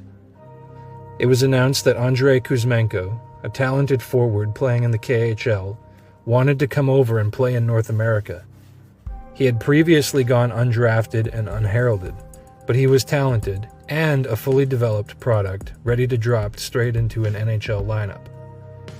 For a time, a small bidding war erupted for his services, as many NHL clubs were interested in adding a top six winger on a near minimum contract without having to lose an asset. Kuzmenko chose Vancouver. Two factors worked in the Canucks' favor. The first was Pettersson, whose ability and unrealized potential offered Kuzmenko the prospect of an immediate and meaningful offensive partnership. The second was head coach Bruce Boudreau, long regarded as a player-friendly coach, particularly with creative forwards, and someone who had previously guided Alexander Ovechkin through some of his most productive seasons. The fit appeared sound. On the ice, it quickly justified that expectation. Kuzmenko contributed offensively, slowly at first, but with increasing regularity as the season progressed. He finished the campaign with 39 goals and 74 points in limited ice time, both club records for a first-year player. But Pettersson finally fulfilled his potential and exploded for 102 points. However, the team results were lacking. JT Miller had a bad season, by his standards, overshadowed at times by the emerging presence of Pettersson. Canucks management fired the popular Boudreau mid-season, for whom the Rogers Arena faithful had developed a chant, "Bruce, there it is." He was replaced by Rick Tocchet. The circumstances surrounding his departure were widely criticized, as reports of his expected replacement circulated weeks before the change was made. But the on-ice results spoke for themselves. A team that had played to a .424 winning percentage under Boudreau closed the season at .611 under Tocchet. The following season produced one of the strongest starts in franchise history. By the mid-season All-Star break, Pettersson had scored 64 points in 49 games, an 107-point pace. Kuzmenko, however, found himself in Tocchet's doghouse. His 8 goals and 6 healthy scratches were a far cry from the standard he had established the year before. He went long stretches between goals, committing the odd defensive gaffe, and found his ice time dwindling even further. But when he did score, the response from the Canucks' Euro contingent was noticeably enthusiastic. Kuzmenko was also popular with fans. His interviews, marked by limited English and an earnest attempt to remain positive, created a sense of accessibility that resonated with the same supporters who had embraced Pettersson's understated candor. In short, he was a likable guy, and he seemed to gel with Pettersson in the Canucks locker room in a way that went beyond what happened on the ice. He was eccentric, like Pettersson, and Kuzmenko's presence alone gave Pettersson the opportunity to feel comfortable in the locker room. But Tocchet didn't see things the same way. The Canucks coach maintained certain standards that he expected all players under him to meet. Kuzmenko struggled to meet those standards. Tocchet saw Kuzmenko's creativity, his wait-and-see approach to possession and playmaking, as hindrances to the Canucks offense. Tocchet demanded an aggressive north-south attacking style that wasn't well suited to Kuzmenko's Russian-trained sensibilities. Tocchet was onto something. Kuzmenko's defensive metrics were a persistent point of criticism from coaching staff and external analysis. Ultimately, Kuzmenko was traded to the Calgary Flames during the All-Star break. On paper, the Canucks lost an 8-goal scorer, but in reality, they also lost a 107-point performer. After the trade, Pettersson experienced a noticeable drop-off in standard of play. In the remaining 33 games, he scored only 7 more goals and 25 points, a 62-point pace. The team had also taken a step back, falling from a .673 winning percentage before the trade to a .515 winning percentage after the trade. Tocchet and team management felt the team was stronger by the subtraction of the underperforming Kuzmenko, but team chemistry had imploded. The following season, reports suggested that the Canucks locker room was divided.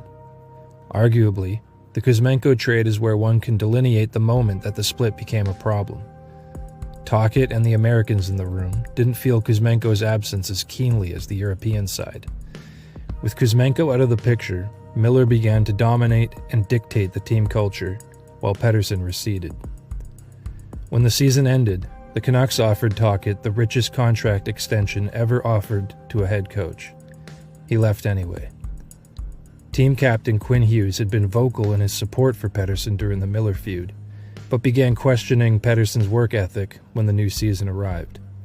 It was the exact reason that had caused division between Miller and Pettersson. After experiencing the conditions that made for a comfortable and gratifying workplace for only a season and a half, Pettersson found himself right back to where he had been earlier in his career, searching for a winger and a place to belong in the locker room. By the end of the following season, both Miller and Tocchet had departed. As of this writing, midway through the 2026 season, Hughes has also departed. Pettersson shows flashes of his former brilliance on the ice.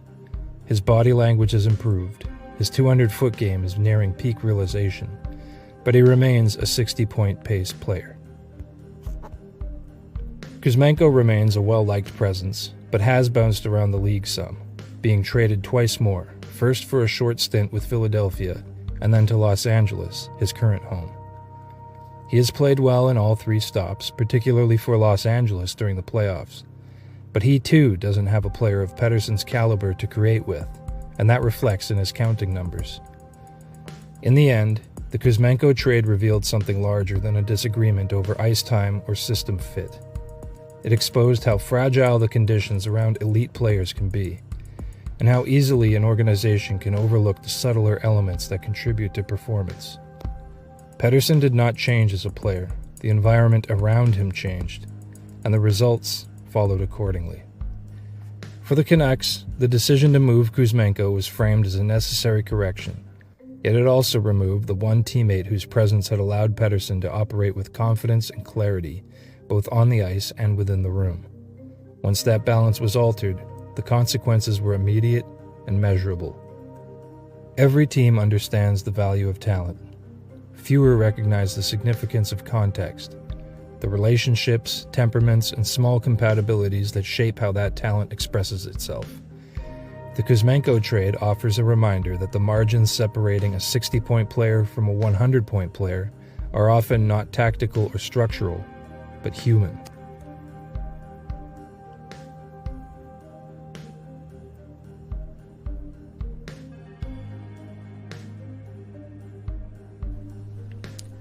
By 1970, Canada had had enough.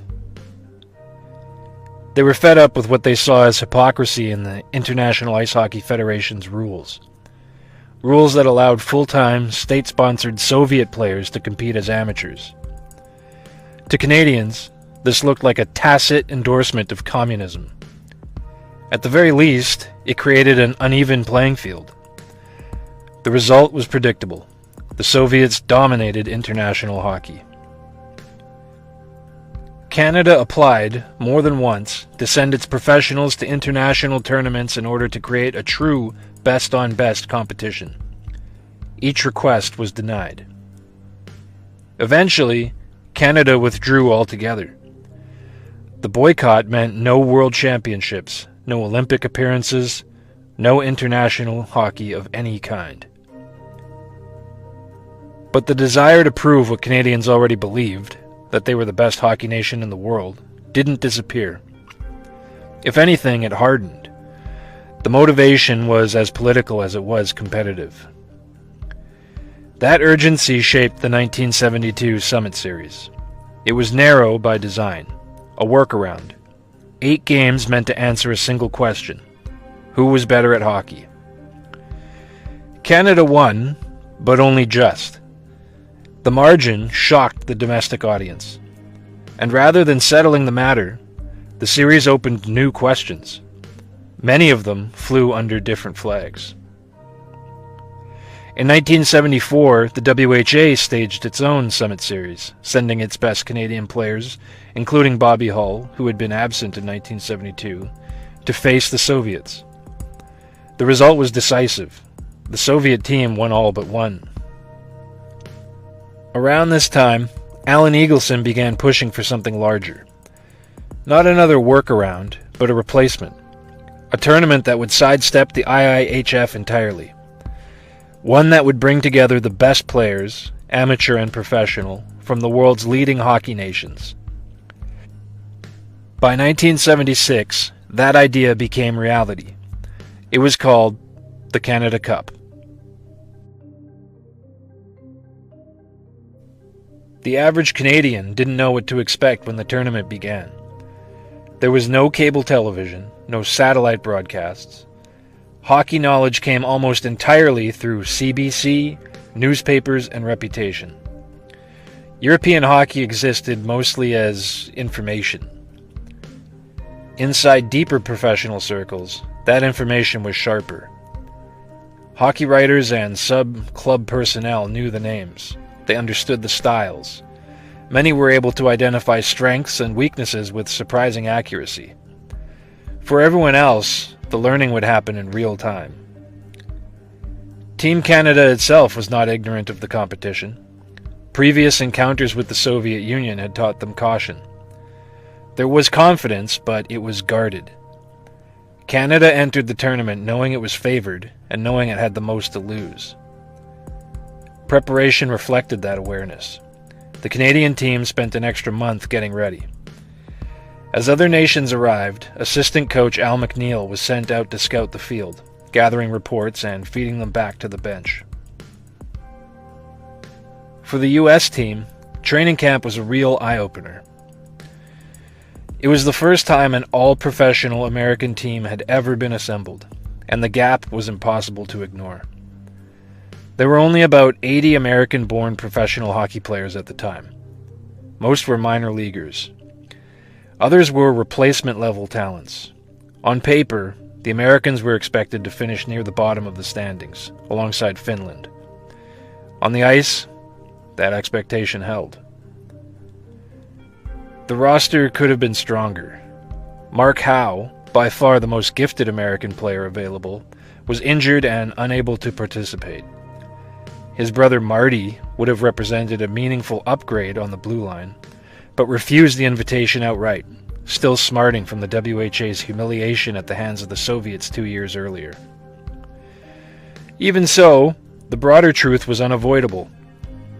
This tournament exposed the United States program in a way previous international play never had. Earlier teams, often built from college players in the 1950s and 60s, had occasionally overperformed expectations. In a genuine best-on-best setting, there was nowhere to hide. By 1976, American player development had reached its nadir. The United States proved unprepared for a true best-on-best international tournament. They weren't excluded. They were invited and exposed as an afterthought. The response would come quickly. In the years that followed the Canada Cup, the United States would invest more seriously in development. They would arrive at the next Olympic tournament prepared. And by the 1980s, American players would begin appearing regularly at the top of NHL draft boards. The tournament also arrived at an awkward moment for the Soviet Union. Recent disappointments on the international stage had triggered a period of internal reassessment. Leadership was in flux. Much of the roster that had faced Canada in 1972 was gone. In its place was a younger, less familiar group. Soviet officials openly described their Canada Cup entry as experimental. Many of the roster spots went to emerging players being evaluated for larger roles, overseen by a small core of established veterans such as Alexander Maltsev and Valery Vasilyev. Their most dynamic young forward, Valery Harlamov, was absent, sidelined after a serious off-season car accident. Some interpreted the Soviet roster as experimental by necessity. Others saw it as deliberate restraint. The structure of the team supported either reading. The Soviets used the tournament to take stock, to test depth, to observe how younger players responded under pressure, and to reassert internal standards after a period of frustration. Taken together with key absences on the American and Canadian rosters, the Canada Cup could be criticized as falling short of a perfect best-on-best ideal. But that imperfection was part of its function. For some teams, including the Soviet Union, the tournament served less as a declaration than as a diagnosis. Czechoslovakia entered the tournament as the reigning world champions. Their roster was strong, deep, and virtually unknown to North American audiences. One notable absence from the Czechoslovak team was Václav Nedomansky, long one of their finest players. He had defected 2 years earlier. Any lingering doubt about whether teams outside Canada and the Soviet Union could compete on equal footing was settled during the Canada-Czechoslovakia round-robin game. For the average viewer, this was the moment of recognition. The game had not only been exported, it had been absorbed, adapted, and returned in viable form. The game itself was widely regarded as one of the finest ever played. It was fast, physical, and precise, with elite skill on both sides. Czechoslovakia's goaltending depth stood out immediately. Yuri Holacek, considered by many to be the best goaltender in the world, did not start. Instead, Vladimir Zurilla took the net, and was brilliant. For many North American fans, this was their first real look at him. That depth became even more apparent in the final series. Canada chased both Czech goaltenders in the opening periods of successive games. The Czechoslovaks adjusted on the fly, and both games tightened considerably, with the second requiring overtime. Zurilla's performance in Game 2 in particular made him the breakout star of the tournament. Another was 19-year-old Peter Stastny. Already identified by hockey writers as a future superstar, he looked entirely at home against the best players in the world. By the end of the tournament, the evidence was difficult to ignore. The future was already arriving, even if most North American fans were only seeing it for the first time. Bobby Orr had been the future of hockey. He was the prototype for the modern hockey player. At 26, the age when most defensemen just begin to ascend, Orr's body was breaking down. He had been unable to play in the 1972 Summit Series after undergoing major knee surgery that June. By September, he attempted to force his way into the lineup, but the knee would not cooperate. It needed time. 4 years later, doctors again urged him to stay out of competition. Orr had managed only 10 games the previous season, but sensing the window closing, he dressed for Team Canada and played every game, visibly hobbled. This would be the only time Bobby Orr ever represented Canada in international play. He was named the tournament's MVP. Orr pushed his body to meet a future he had helped to invent, and nearly missed it as the rest of the game finally began to catch up. He would play only 26 more games in his career. If the 1976 Canada Cup was a revelation for television viewers, it was confirmation for hockey executives. It was a chance for club managers to evaluate talent during the boycott, a chance to see how European players responded to the more physical North American game played in North America under North American rules. By the finale, the picture was clear. The world had caught up. The tournament told talent evaluators that, at the moment, there was more parity between Canada and Sweden than Canada and the US. Pro clubs and nations adjusted accordingly. NHL teams no longer shied away from signing European talent, and the US increased their efforts to produce great hockey players. Consequently, the cap on talent in the NHL went up significantly, slowly at first, but irrevocably. Canada and the National League were no longer insular. The tournament had acted as a kind of family reunion. Respect was shared. Other nations were recognized for the first time. As it stood, Canada won the 1976 Canada Cup. But the impression was made that it wouldn't be long before one of the other nations would take the crown from Canada. The level of competition was great enough, and the pride of representation high enough, that Orr and Lanny McDonald were among those who ranked winning this tournament as a greater thrill than winning the Stanley Cup. The outburst of joy at the end of the final game from both the Canadian and Czechoslovak players attests to that. Players swapped jerseys with opponents. When Orr was presented with his MVP trophy, he was wearing a CSSR sweater. The following year, Canada lifted its boycott on the IIHF. Their point had been proven. Still, there had been enough absences of key players to so many rosters that a kind of distraction still lingered.